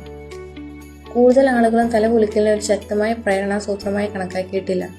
തലകുലുക്കുന്നത് പല രാജ്യങ്ങളിലെ യോജിപ്പ് പ്രകടിപ്പിക്കാൻ ഉപയോഗിക്കുന്നതാണ്. അതിൻ്റെ ഉത്ഭവം ശരീരം കുനിക്കുകയെന്നതാണ്. എന്ന് വെച്ചാൽ ഞാൻ നിങ്ങളുടെ മുന്നിൽ കുനിയുകയാണെങ്കിൽ ഞാൻ നിങ്ങളുടെ ആഗ്രഹങ്ങളുടെ പിന്തുണക്കാരനാണ്. അതുകൊണ്ട് അതൊരു ചെറുതാക്കിയ കുനിയലാണ്. തലകുനിക്കൽ തന്ത്രത്തിന് 2 ശക്തമായ പ്രയോജനങ്ങളുണ്ട്. ശരീരഭാഷ ആന്തരിക വികാരങ്ങളുടെ ബഹിർസ്ഫുരണമാണ്. നിങ്ങൾക്ക് പോസിറ്റീവായി തോന്നുകയാണെങ്കിൽ നിങ്ങളുടെ തല സംസാരിക്കുന്നതിനിടെ തല കുലുക്കിക്കൊണ്ടിരിക്കും. നിങ്ങൾക്ക് ഉദാസീനത തോന്നിയിട്ടും മനഃപൂർവ്വം തല കുലുക്കുകയാണെങ്കിൽ നിങ്ങൾക്ക് പോസിറ്റീവ് വികാരങ്ങൾ തോന്നി തുടങ്ങാൻ ആരംഭിക്കും. വേറൊരു രീതിയിൽ പറഞ്ഞാൽ പോസിറ്റീവ് തോന്നുന്നത് തല കുലുക്കൽ കാരണമാകും. നേരെ തിരിച്ചും ശരിയാണ്. തല കുലുക്കുന്നത് പോസിറ്റീവ് വികാരങ്ങൾക്കും കാരണമാകും. നിങ്ങൾക്ക് പോസിറ്റീവായി തോന്നുകയാണെങ്കിൽ തല കുലുക്കിക്കൊണ്ടിരിക്കും. തല കുലുക്കുകയാണെങ്കിൽ നിങ്ങൾക്ക് പോസിറ്റീവ് വികാരങ്ങൾ തോന്നി തുടങ്ങാൻ ആരംഭിക്കും. തല കുലുക്കൽ കൈമാറപ്പെടുന്നതുമാണ്. ഞാൻ നിങ്ങളെ നോക്കി തല കുലുക്കുകയാണെങ്കിൽ നിങ്ങൾ തല കുലുക്കും. ഞാൻ പറയുന്നതിനോട് നിങ്ങൾക്ക് യോജിക്കുന്നില്ലെങ്കിൽ പോലും. യോജിപ്പും സഹകരണവും നേടാനുള്ള ഒന്നാമത്തെ ഉപകരണമാണ്. പിന്നെ ഓരോ വാചകവും ഒരു ചോദ്യത്തിൽ അവസാനിപ്പിക്കുക. അല്ലേ? അങ്ങനെ ചെയ്യില്ലേ? അത് സത്യമാണോ? പോരെ? സംസാരിക്കുന്നയാളും കേൾവിക്കാരും ഒരേപോലെ തല കുലുക്കുമ്പോൾ കേൾവിക്കാരൻ പോസിറ്റീവ് അനുഭവങ്ങൾ ഉണ്ടാകുകയും പോസിറ്റീവ് ഫലം ഉണ്ടാകാനുള്ള വലിയ സാധ്യത സൃഷ്ടിക്കുകയും ചെയ്യുന്നു. തല കുലുക്കൽ കഴിവ് എളുപ്പത്തിൽ പഠിക്കാവുന്നതാണ്. ഒരാഴ്ചക്കുള്ളിൽ അതിനെ നിങ്ങളുടെ ശരീരഭാഷയിലെ സ്ഥിരാംശമാക്കാനും സാധിക്കും. തല കുലുക്കലിൻ്റെ രണ്ടാമത്തെ ഉപയോഗം സംഭാഷണത്തിന് തുടർച്ച നിലനിർത്തുന്നതാണ്. അത് ചെയ്യുന്നത് എങ്ങനെയെന്ന് നോക്കാം. നിങ്ങളൊരു തുറന്ന ചോദ്യം ചോദിക്കുകയോ ഒരു പാലം ഉപയോഗിക്കുകയോ ചെയ്തു കേൾവിക്കാരൻ ഉത്തരം പറഞ്ഞു കഴിഞ്ഞാൽ അയാളുടെ ഉത്തരം വരുമ്പോൾ തല കുലുക്കുക. അയാൾ സംസാരിച്ച് കഴിയുമ്പോഴും നിങ്ങളുടെ തല കുലുക്കൽ മറ്റൊരു 5 തവണ കൂടി സെക്കൻഡിൽ ഒരു കുലുക്കൽ എന്ന കണക്കിൽ തുടരുക. സാധാരണയായി നിങ്ങൾ 4 സെക്കൻഡുകൾ എണ്ണിക്കഴിയുമ്പോഴേക്കും കേൾവിക്കാരൻ വീണ്ടും സംസാരിക്കാൻ തുടങ്ങുകയും നിങ്ങൾക്ക് കൂടുതൽ വിവരങ്ങൾ നൽകുകയും ചെയ്യും. നിങ്ങൾ കൈ താടിക്കും കൊടുത്തോ എത്ര നേരം പിന്നോട്ട് ചാഞ്ഞിരിക്കുന്നുവോ അത്രയും നേരം നിങ്ങൾക്ക് സംസാരിക്കാനുള്ള സമ്മർദ്ദമില്ല. അങ്ങനെ നിങ്ങൾ ഒരു ചോദ്യം ചെയ്യുന്നതിനായി തോന്നുകയില്ല. നിങ്ങൾ ശ്രദ്ധിക്കുമ്പോൾ ഒരു കൈ താടിയിൽ വെച്ച് ചെറുതായി തട്ടിക്കൊണ്ടിരിക്കുക. ഈ ആംഗ്യങ്ങളുടെ പഠനം കാണിക്കുന്നത് അവ മറ്റുള്ളവരെ കൂടുതൽ സമയം സംസാരിക്കാൻ പ്രചോദിപ്പിക്കുമെന്നാണ്. കഴിവ് 3. ലഘുവായ പ്രചോദനങ്ങൾ. മറ്റേയാൾ സംസാരിക്കുമ്പോൾ ലഘുവായ പ്രചോദനങ്ങൾ ഉപയോഗിച്ച് അയാളെ പ്രോത്സാഹിപ്പിക്കുക. അവ ഉൾപ്പെടുന്നത് അങ്ങനെയോ? ഓഹോ, ശരിക്കും? കൂടുതൽ പറയും. ലഘുവായ പ്രചോദനങ്ങൾക്ക് മറ്റേയാൾ നിങ്ങൾക്ക് തരുന്ന വിവരങ്ങൾ ഇരട്ടിയാക്കാൻ കഴിയും. ലഘുവായ പ്രചോദനങ്ങൾ തലകുലുക്കൽ തന്ത്രവും പാലങ്ങളും കൂട്ടിച്ചേർക്കുമ്പോൾ നിങ്ങൾക്ക് പ്രസന്റേഷൻ സുഗമമായി മുന്നോട്ട് കൊണ്ടുപോകാനുള്ള ഏറ്റവും ഫലപ്രദമായ ഉപകരണമാകും. കഴിവ് 4. കണ്ണുകൾ നിയന്ത്രിക്കുന്നത് എങ്ങനെ? ഗവേഷണത്തിൽ കാണിക്കുന്നത് മുഖാമുഖമുള്ള പ്രസന്റേഷനിൽ ഒരാളുടെ തലച്ചോറിലേക്ക് വിവരങ്ങൾ എത്തുന്നത് 87% കണ്ണുകളിലൂടെയും 9% ചെവികളിലൂടെയും 4% മറ്റിന്ദ്രിയങ്ങളിലൂടെയും ആണെന്നാണ്. ഉദാഹരണത്തിന്, ഒരു പ്രോസ്പെക്ട് നിങ്ങൾ സംസാരിക്കുമ്പോൾ നിങ്ങളുടെ ദൃശ്യ പ്രസന്റേഷനിൽ നോക്കുകയാണ്. സന്ദേശം അയാൾ കാണുന്നതുമായി നേരിട്ട് ബന്ധമുള്ളതല്ലെങ്കിൽ 9% സന്ദേശം മാത്രമേ അയാൾ ഉൾക്കൊള്ളുകയുള്ളൂ. അപ്പോൾ നിങ്ങൾ യാത്രയെക്കുറിച്ച് സംസാരിക്കുമ്പോൾ ഒരു വീടിൻ്റെ ചിത്രം വരയ്ക്കുകയാണെങ്കിൽ അയാൾ നിങ്ങളുടെ കഥ പിന്തുടരുന്നില്ല. സന്ദേശം ദൃശ്യ പ്രസന്റേഷനുമായി ബന്ധമുള്ളതാണെങ്കിൽ അയാൾ നിങ്ങളെ നേരിട്ട് നോക്കാതെ ദൃശ്യ പ്രസന്റേഷനിൽ നോക്കിക്കൊണ്ടിരിക്കുകയാണെങ്കിൽ 25% മുതൽ 30% വരെ സന്ദേശം മാത്രമേ ഉൾക്കൊള്ളുകയുള്ളൂ.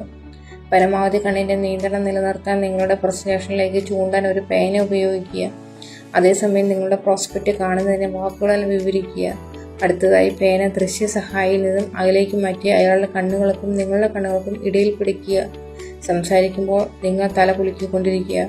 പേനയുടെ മുകളിലൂടെ നിങ്ങളുടെ പ്രോസ്പെക്റ്റിന്റെ കണ്ണുകളിലേക്ക് നോക്കിക്കൊണ്ട് നിങ്ങൾ കാണുന്നതിലേക്ക് മാത്രം ചൂണ്ടുക.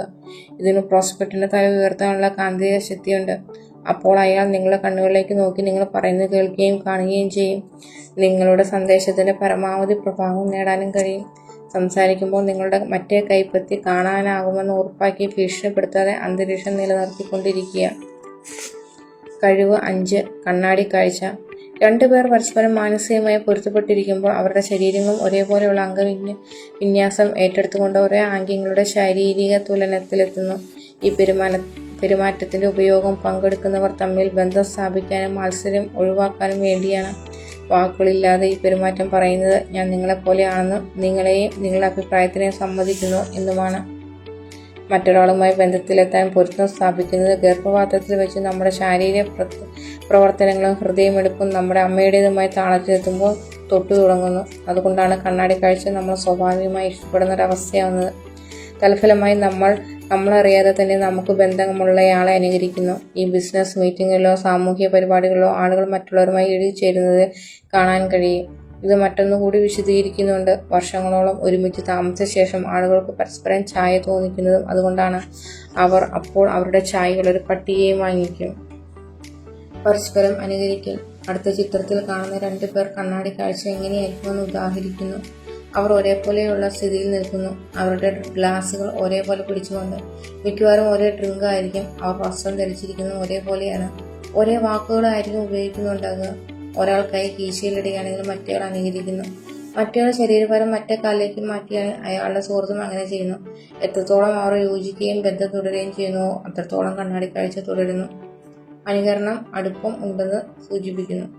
കണ്ണാടി കാഴ്ചയുള്ള മറ്റേയാളെ അനായാസമാക്കുന്നു. ബന്ധം സ്ഥാപിക്കാനുള്ള ശക്തമായ ഉപകരണമാണിത്. സ്ലോ മോഷൻ വീഡിയോ ഉപയോഗിച്ചുള്ള സൂര്യപ്രശ്നം കാണിക്കുന്നത് ഇതിൽ ഒരേ സമയത്തുള്ള കണ്ണിച്ചിമ്മൽ, മൂക്ക് വിറപ്പിക്കൽ, പുരികമുയർത്ത തുടങ്ങി കൃഷ്ണമണി വികസിക്കുകയും ചുരുങ്ങുകയും പോലും സംഭവിക്കുമെന്നാണ്. ഈ സൂക്ഷ്മമായ ചേഷ്ടകൾ ബോധപൂർവം അനുകരിക്കാനാവില്ല എന്നതുകൊണ്ട് ഇത് വളരെ സവിശേഷമാണ്. നല്ല മനോഭാവം സൃഷ്ടിക്കും. അവരുടെ ശരീരഭാഷയും സംസാര രീതിയും അനുകരിക്കുന്നത് പെട്ടെന്ന് ബന്ധം സ്ഥാപിക്കാനുള്ള ഒന്നാന്തരം വഴിയാണ്. നിങ്ങൾ ഒരു പുതിയ വ്യക്തിയെ കണ്ടുമുട്ടുമ്പോൾ അവരുടെ ഇരിക്കുന്ന രീതിയും അംഗവിന്യാസവും ശരീരത്തിന്റെ ചെരിവും ചേഷ്ടകളും ഭാവങ്ങളും ശബ്ദവും എല്ലാം അനുകരിക്കുക. അധികം വൈകാതെ തന്നെ അവർക്ക് നിങ്ങളിൽ ഇഷ്ടപ്പെടുന്ന എന്തോ ഉണ്ടെന്ന് തോന്നാൻ തുടങ്ങും. അവർ മിക്കവാറും നിങ്ങളെ ഇടപെടാൻ എളുപ്പമുള്ള ആളായി വിവരിക്കും. ഇതിന്റെ കാരണം അവർക്ക് അവരുടെ പ്രതിബിംബം നിങ്ങളിൽ കാണാനാവുന്നു എന്നതാണ്. അനുകരണം കൊണ്ട് അടുപ്പം സൃഷ്ടിക്കുന്നത്. ഒരു താക്കീത്. ഒരു പുതിയ കണ്ടുമുട്ടലിൽ വളരെ നേരത്തെ തന്നെ അനുകരണം തുടങ്ങരുത്. ഞാൻ ബോഡി ലാംഗ്വേജ് എന്ന പുസ്തകം എഴുതിയിട്ടുള്ളത് കൊണ്ടും 100 മില്യൺ ആളുകൾ ടെലിവിഷൻ സീരീസും അതിൻ്റെ തുടർച്ചയായ ട്രെയിനിങ് വീഡിയോകളും കണ്ടിട്ടുള്ളത് കൊണ്ടും ധാരാളം ആളുകൾക്ക് കണ്ണാടി കാഴ്ച തന്ത്രത്തെപ്പറ്റി അറിയാവുന്നതാണ്. അനുകരണം തുടങ്ങുന്നതിന് മുമ്പ് കുറച്ചു നേരം കാത്തിരിക്കുന്നതായിരിക്കും ബുദ്ധി. സ്ത്രീകളിലും പുരുഷന്മാരിലും കണ്ണാടി കാഴ്ചയുടെ വ്യത്യാസങ്ങൾ. സ്ത്രീകളുടെയും പുരുഷന്മാരുടെയും തലച്ചോറുകൾ അവരുടെ വികാരങ്ങൾ പ്രകടിപ്പിക്കുന്നതിനായി വ്യത്യസ്തമായ രീതിയിലാണ് ചിട്ടപ്പെടുത്തിയിട്ടുള്ളത്. സ്ത്രീകൾ കൂടുതൽ മുഖഭാഗങ്ങൾ ഉപയോഗിക്കുമ്പോൾ പുരുഷന്മാർ ശരീരചലനങ്ങളും ചേഷ്ടകളും ഉപയോഗിക്കുന്നു. സാധാരണയായി ഒരു സ്ത്രീ ശ്രദ്ധിക്കുന്ന 10 സെക്കൻഡുകൾ പ്രതികരിക്കാനും സംസാരിക്കുന്ന ആളുടെ വികാരങ്ങളോട് അവളുടെ അഭിപ്രായം അറിയിക്കാനും ശരാശരി 6 മുഖഭാവങ്ങൾ ഉപയോഗിക്കും. അവളുടെ മുഖം സംസാരിക്കുന്നയാളുടെ വികാരങ്ങളെ അനുകരിക്കും. അത് നിരീക്ഷിക്കുന്ന ഒരാൾക്ക് ചർച്ച ചെയ്യുന്ന കാര്യം 2 സ്ത്രീകൾക്കും ഒരേപോലെ സംഭവിക്കുന്നതാണെന്ന് തോന്നും. ഒരു സ്ത്രീ സംസാരിക്കുന്നയാളുടെ സ്വരവും ശരീരഭാഷയും ഉപയോഗിച്ച് പറയുന്നതിന്റെ അർത്ഥം മനസ്സിലാക്കുകയും അവൾ മനസ്സിലാക്കിയതിന് ഈ വികാരങ്ങളിലൂടെ പ്രകടിപ്പിക്കുകയും ചെയ്യുന്നു. ഒരു സ്ത്രീയുടെ ശ്രദ്ധ നേടാനും അവൾ കേൾക്കുന്നത് തുടരാനും വേണ്ടി ഒരാൾ ചെയ്യേണ്ടതും അതാണ്. അധികം ആണുങ്ങളും ശ്രദ്ധിക്കുമ്പോൾ മുഖഭാവം കൊണ്ട് പ്രതികരിക്കുന്ന പ്രോസ്പെക്റ്റുമാരാൽ വീര്യം കെടാറുണ്ട്. പക്ഷെ അതിൽ മികവ് നേടുന്നവർ വലിയ ലാഭം നേടുകയും ചെയ്യും. ചില പുരുഷന്മാർ പറയും, ഞാൻ വിചിത്രനാണെന്ന് അവൾ കരുതും. പക്ഷേ ഗവേഷണങ്ങൾ പറയുന്ന ഒരു പുരുഷൻ ഒരു സ്ത്രീയുടെ വികാരങ്ങൾ അനുകരിക്കുമ്പോൾ അവൾ അയാളെ കൂടുതൽ ബുദ്ധിമാനായും താല്പര്യമുള്ളവനായും ആകർഷകനായും വിവരിക്കും എന്നതാണ്. സാധ്യതയുള്ള ആക്രമണത്തിൽ നിന്നും അകന്നു നിൽക്കാനായി പൊതു ഇടങ്ങളിൽ വികാരങ്ങൾ പ്രകടിപ്പിക്കുന്നത് ഒഴിവാക്കുന്ന പരിണാമപരമായ ആവശ്യം കാരണം അധികം പുരുഷന്മാരും ശ്രദ്ധിക്കുമ്പോൾ പ്രതിമ പോലെ തോന്നിപ്പിക്കും. ഇത് പുരുഷന്മാരുടെ ശ്രദ്ധിക്കുന്ന രീതിയിലെ ലളിതമായ നോട്ടമാണ്. പക്ഷേ വാസ്തവം തമാശയെ തിരിച്ചറിയുമ്പോൾ അതിന് മൂർച്ചയുണ്ടാകും. ശ്രദ്ധിക്കുമ്പോൾ പുരുഷന്മാർ അണിയുന്ന വികാരങ്ങളില്ലാത്ത മുഖംമൂടി അയാളെ അവസ്ഥയുടെ നിയന്ത്രണം കൈവശമാണെന്ന് തോന്നിപ്പിക്കുന്നു. പക്ഷേ അവർ വികാരങ്ങൾ അനുഭവിക്കുന്നില്ലെന്ന് അർത്ഥമില്ല. തലച്ചോറിന്റെ സ്കാനുകൾ വെളിപ്പെടുത്തുന്നത് പുരുഷന്മാർ സ്ത്രീകളെ പോലെ ശക്തമായ വികാരങ്ങൾ അനുഭവിക്കുന്നുണ്ട് എന്നാണ്. പക്ഷെ പുറമെ പ്രദർശിപ്പിക്കുന്നത് ഒഴിവാക്കും. ഒരു പുരുഷന്റെ പെരുമാറ്റത്തിനെ അനുകരിക്കുന്നതിനുള്ള താക്കോൽ അയാൾ നിലപാടുകൾ അറിയിക്കുന്നത് ശരീരം ഉപയോഗിച്ചാണെന്ന് മനസ്സിലാക്കുന്നതാണ്, മുഖം ഉപയോഗിച്ചല്ല. ഏകദേശം എല്ലാ സ്ത്രീകൾക്കും മുഖഭാവങ്ങളില്ലാതെ പുരുഷനെ അനുകരിക്കുന്നത് ബുദ്ധിമുട്ടായി തോന്നും. പക്ഷെ അതിനും ഫലമുണ്ടാകും. നിങ്ങളൊരു സ്ത്രീയാണെങ്കിൽ നിങ്ങളുടെ മുഖഭാവങ്ങൾ കുറച്ചുകൊണ്ട് അമിതമായി ആവേശപ്പെടുന്നതായോ ഭയപ്പെടുത്തുന്ന തരത്തിലായോ തോന്നിക്കാതിരിക്കുക. ഏറ്റവും പ്രധാനമായി അയാൾക്ക് തോന്നുന്നതെന്ന് നിങ്ങൾ വിചാരിക്കുന്നത് അനുകരിക്കാതിരിക്കുക. നിങ്ങൾ തെറ്റായി മനസ്സിലാക്കിയെങ്കിൽ അത് നാശകരമായിരിക്കും. നിങ്ങൾ അലസയെന്നോ ശ്രദ്ധയില്ലാത്തതെന്നോ കരുതപ്പെടാൻ അത് കാരണമായിരിക്കും. ശ്രദ്ധിക്കുമ്പോൾ ഗൗരവമുള്ള മുഖം ഉപയോഗിക്കുന്ന സ്ത്രീകളെ പുരുഷന്മാർ ബുദ്ധിമതികളെന്നും വിവേകശാലികളെന്നും അറിവുള്ളവളെന്നും വിവരിക്കുന്നു. കഴിവ് 6. ഗതിവേഗം.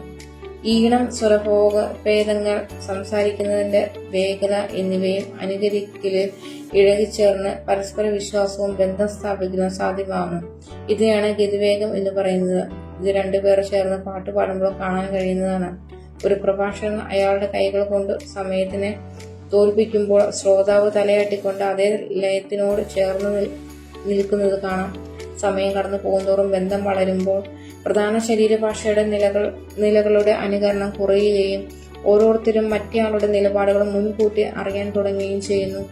അവരുടെ ഗതിവേഗത്തിനൊത്തു നീങ്ങുന്നത് പിന്നെ ബന്ധം നിലനിർത്താനുള്ള പ്രധാനപ്പെട്ട മാധ്യമമായി തീരുന്നു. അവരിനേക്കാൾ വേഗത്തിൽ ഒരിക്കലും സംസാരിക്കരുത്. പഠനങ്ങൾ വെളിപ്പെടുത്തുന്നത് ആളുകൾക്ക് ആരെങ്കിലും അവരെക്കാൾ വേഗത്തിൽ സംസാരിക്കുന്നത് സമ്മർദ്ദമുണ്ടാക്കുന്നു അഭിപ്രായമുണ്ടെന്നാണ്.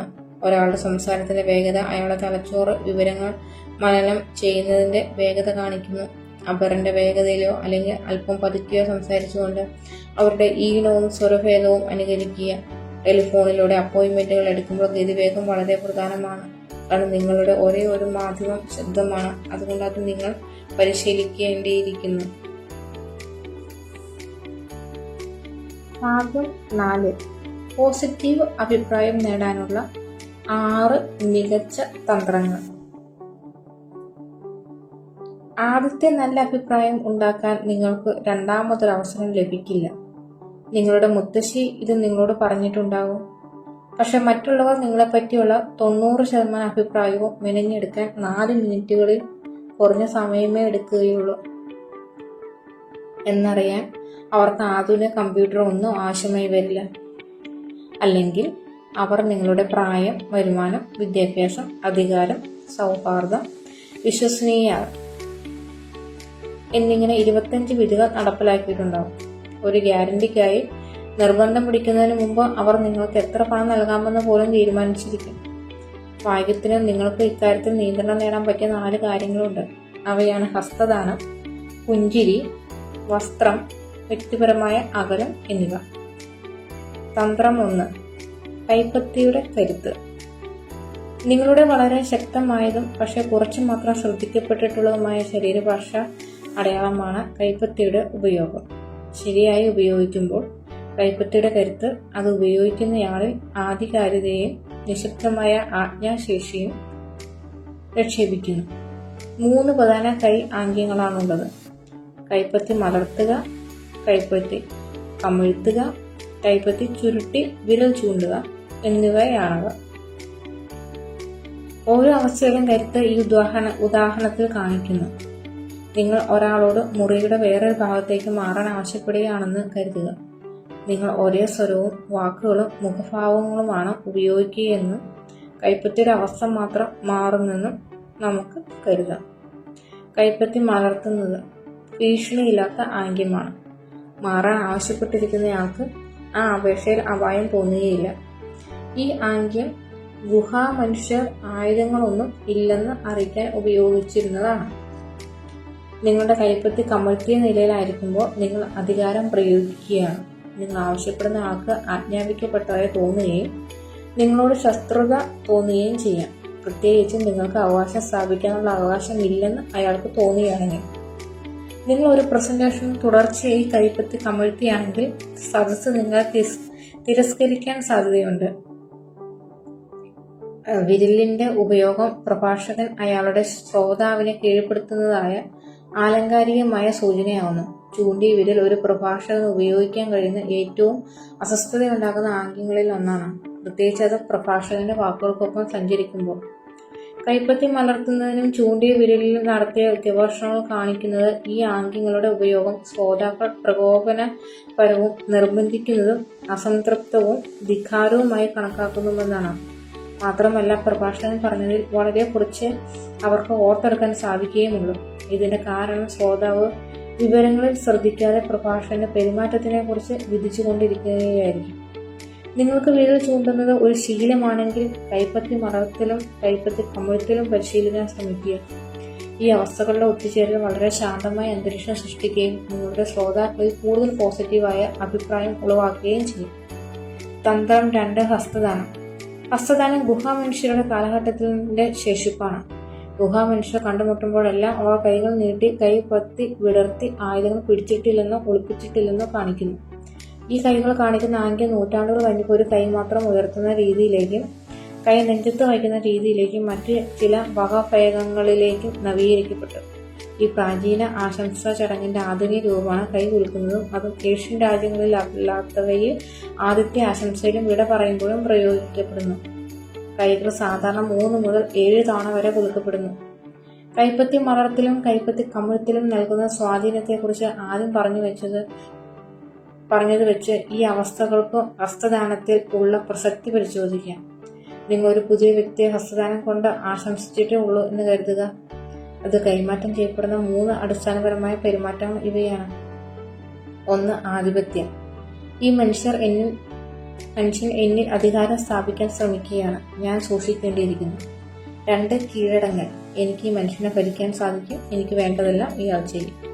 3. സമത്വം. എനിക്ക് ഈ മനുഷ്യനെ ഇഷ്ടമാണ്. ഞങ്ങൾ ഒരുമിച്ച് നല്ല രീതിയിൽ തുടരും.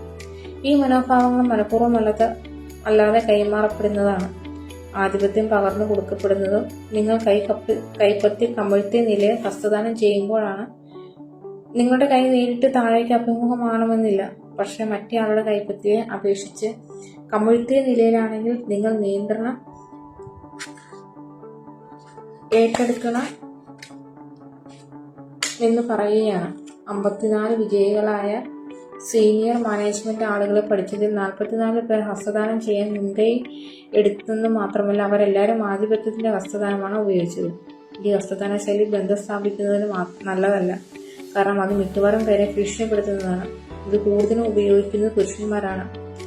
നായകൾ കടന്നു കയറ്റക്കാരോടുള്ള കീഴ്പ്പെടുത്തൽ പിൻഭാഗം വളച്ച് തൊണ്ട തുറന്ന് കാണിക്കുന്നത് പോലെ നമ്മൾ മനുഷ്യർ കൈപ്പത്തി ഉയർത്തിയ ആംഗ്യം ഉപയോഗിച്ച് കീഴടങ്ങൽ പ്രദർശിപ്പിക്കുന്നു. ആധിപത്യപരമായ ഹസ്തദാനത്തിന്റെ വിപരീതം കൈപ്പത്തി മുകളിലേക്ക് ഉയർത്തി കൈ കൊടുക്കുന്നതാണ്. ഇത് മറ്റൊരാൾക്ക് നിയന്ത്രണം കൊടുക്കണമെങ്കിലോ അയാൾക്ക് നിയന്ത്രണം ഉണ്ടെന്ന് തോന്നിപ്പിക്കണമെങ്കിലോ ഉപയോഗിക്കാവുന്ന ഫലപ്രദമായ രീതിയാണ്. നിങ്ങളെ അധൈര്യപ്പെടുത്താവുന്നതാണെന്നും ഇത് പറയുന്നുണ്ട്. ഹസ്തദാനത്തിലൂടെ ബന്ധം സ്ഥാപിക്കുന്നത് എങ്ങനെ? ഹസ്തദാനത്തിലൂടെ ബന്ധം സ്ഥാപിക്കുന്നതിന് 2 നിയമങ്ങളാണുള്ളത്. ആദ്യത്തേത് കൈപ്പത്തി നേരെ പിടിക്കുക, ആധിപത്യമോ കീഴടങ്ങലോ അല്ല, മറിച്ച് സമത്വത്തിൽ അതെല്ലാവരെയും സമാധാനപ്പെടുത്തുന്നതും ഭീഷണിയില്ലാത്തതുമാണ്. രണ്ടാമത്, നിങ്ങൾക്ക് ലഭിക്കുന്ന അതേ മർദ്ദം തിരിച്ചും കൊടുക്കുക. ഉദാഹരണത്തിന് നിങ്ങൾ 10 പേരടങ്ങുന്ന ഒരു സംഘത്തിനെ പരിചയപ്പെടുത്തുകയാണ്. അപ്പോൾ നിങ്ങൾക്ക് മർദ്ദം പലതവണ മാറ്റേണ്ടി വരികയും കൈക്കുഴ പല രീതിയിൽ ഉപയോഗിക്കേണ്ടി വരികയും ചെയ്യും. ഈ ഹസ്തദാന രീതിയിൽ വിജയികളോ പരാജിതരോ ഇല്ലെന്ന് മാത്രമല്ല, ആർക്കും അധൈര്യം ഉണ്ടായിരിക്കുകയുമില്ല. ഇതെല്ലാവരും പുതിയ ആശയങ്ങൾ തുറന്നു പറയാനും പരസ്പരം അളക്കുന്നത് കുറയ്ക്കാനും സഹായിക്കും. ഒഴിവാക്കേണ്ട ഹസ്തദാനം: 2 കൈയും ഉപയോഗിച്ച് പുതിയ ആളുകളെ ആശംസിക്കാതിരിക്കുക. അത് സ്വാഗതം ചെയ്യുന്നതിൽ ഊഷ്മളതയും വിശ്വാസവും നൽകുമെങ്കിലും സ്വീകരിക്കുന്നയാൾക്ക് അത് വിപരീതമായിട്ടായിരിക്കും തോന്നുക. അവർ ഹസ്തദാനം നൽകുന്നയാളെ വിശ്വസിക്കാൻ കൊള്ളാത്തവനും കാപട്യക്കാരനും ഗൂഢോദ്ദേശികൾ ഉള്ളവനുമായി കണക്കാക്കും. എപ്പോഴും ഒരു കൈകൊണ്ട് മാത്രം ഹസ്തദാനം ചെയ്യുക. തന്ത്രം 3, ഇടത് കൈ പിടിക്കൽ. ഈ തന്ത്രം ആദ്യം സ്വാഭാവികമായി തോന്നുമെങ്കിലും ചിലർ അതിന് ശ്രദ്ധ കൊടുക്കാറില്ല. ഫോൾഡറുകളും പേപ്പറുകളും ബ്രീഫ് കേസുകളും പേഴ്സുകളും ഡ്രിങ്കുകളും നിങ്ങളുടെ ഇടത് കൈയിൽ പിടിച്ച് ശീലിക്കുക. നമ്മൾ പരസ്പരം ആശംസിക്കുന്നത് വലത് കൈ ഉപയോഗിച്ചാണ്. നമ്മളിലധികം പേരും വാതിൽ തുറക്കുന്നതും കസേര നീക്കുന്നതും യാത്രയ്ക്ക് അയക്കുന്നതും വലത് കൈ ഉപയോഗിച്ചായിരിക്കും. ഉദാഹരണത്തിന്, നിങ്ങൾക്ക് ഒരാളെ പരിചയപ്പെടുത്തുമ്പോൾ നിങ്ങളുടെ വലത് കൈയിൽ ഒരു തണുത്ത പാനീയമുണ്ടെങ്കിൽ നിങ്ങൾ അതിനെ ഇടത് കൈയിലേക്ക് മാറ്റാൻ നിർബന്ധിതനാകും. അത് നിങ്ങൾ വിജയകരമായി ചെയ്താലും മറ്റുള്ളവരുടെ ഷൂകളിൽ തുളുമ്പിയില്ലെങ്കിലും പുതിയതായി വന്നയാൾക്ക് നിങ്ങളുടെ തണുത്ത ഈർപ്പമുള്ള ആ കൈയായിരിക്കും ലഭിക്കുക. അത് നിങ്ങളോടുള്ള അവരുടെ ആദ്യത്തെ അഭിപ്രായം തണുത്തതും ഈർപ്പമുള്ളതും നൈരാശ്യമുള്ളതുമാക്കും. നിങ്ങളുടെ വലത് കൈയിൽ ഡോക്യുമെന്റുകൾ പിടിക്കുകയും വാതിൽ തുറക്കാനായോ ഒരു കസേര വലിച്ചിടാനായോ ഒരു ഹസ്തദാനം ചെയ്യാനായോ കൈമാറുമ്പോൾ നിങ്ങൾ ഡോക്യുമെന്റുകൾ താഴെയിടാനും പരിഹാസമാകാനും സാധ്യതയുണ്ട്. തന്ത്രം 4, പുഞ്ചിരിയുടെ കരുത്ത്. കടിക്കാനല്ലാതെ ചുണ്ടുകൾ ഇരുവശത്തേക്കും വലിക്കുന്ന ഒരേ ഒരു മൃഗമാണ് മനുഷ്യൻ. പുഞ്ചിരിക്ക് പ്രീതിപ്പെടുത്തുന്നതിന്റെ ഒരു ഉത്ഭവമുണ്ട്. കുരങ്ങന്മാരും ചിമ്പാൻസികളും അതിനെ അവർ ഭീഷണിയില്ലെന്ന് കാണിക്കാനായി ഉപയോഗിക്കുന്നു. പുഞ്ചിരി ഒരു പ്രാചീനമായ പ്രീതിപ്പെടുത്തൽ സൂചനയാണ്. പുതിയ ആളുകളുമായി 2 കൈകൾ കൊണ്ട് ഹസ്തദാനം ചെയ്യാതിരിക്കുക. ഈ ചർച്ചയെക്കുറിച്ചുള്ള നമ്മുടെ ഗവേഷണം കാണിക്കുന്നത് നിങ്ങൾ എത്ര കൂടുതൽ തവണ അത് ഉപയോഗിക്കുന്നുവോ മറ്റുള്ളവർ നിങ്ങളോടൊപ്പം നിൽക്കാനുള്ള സാധ്യത കൂടുതലാണ്.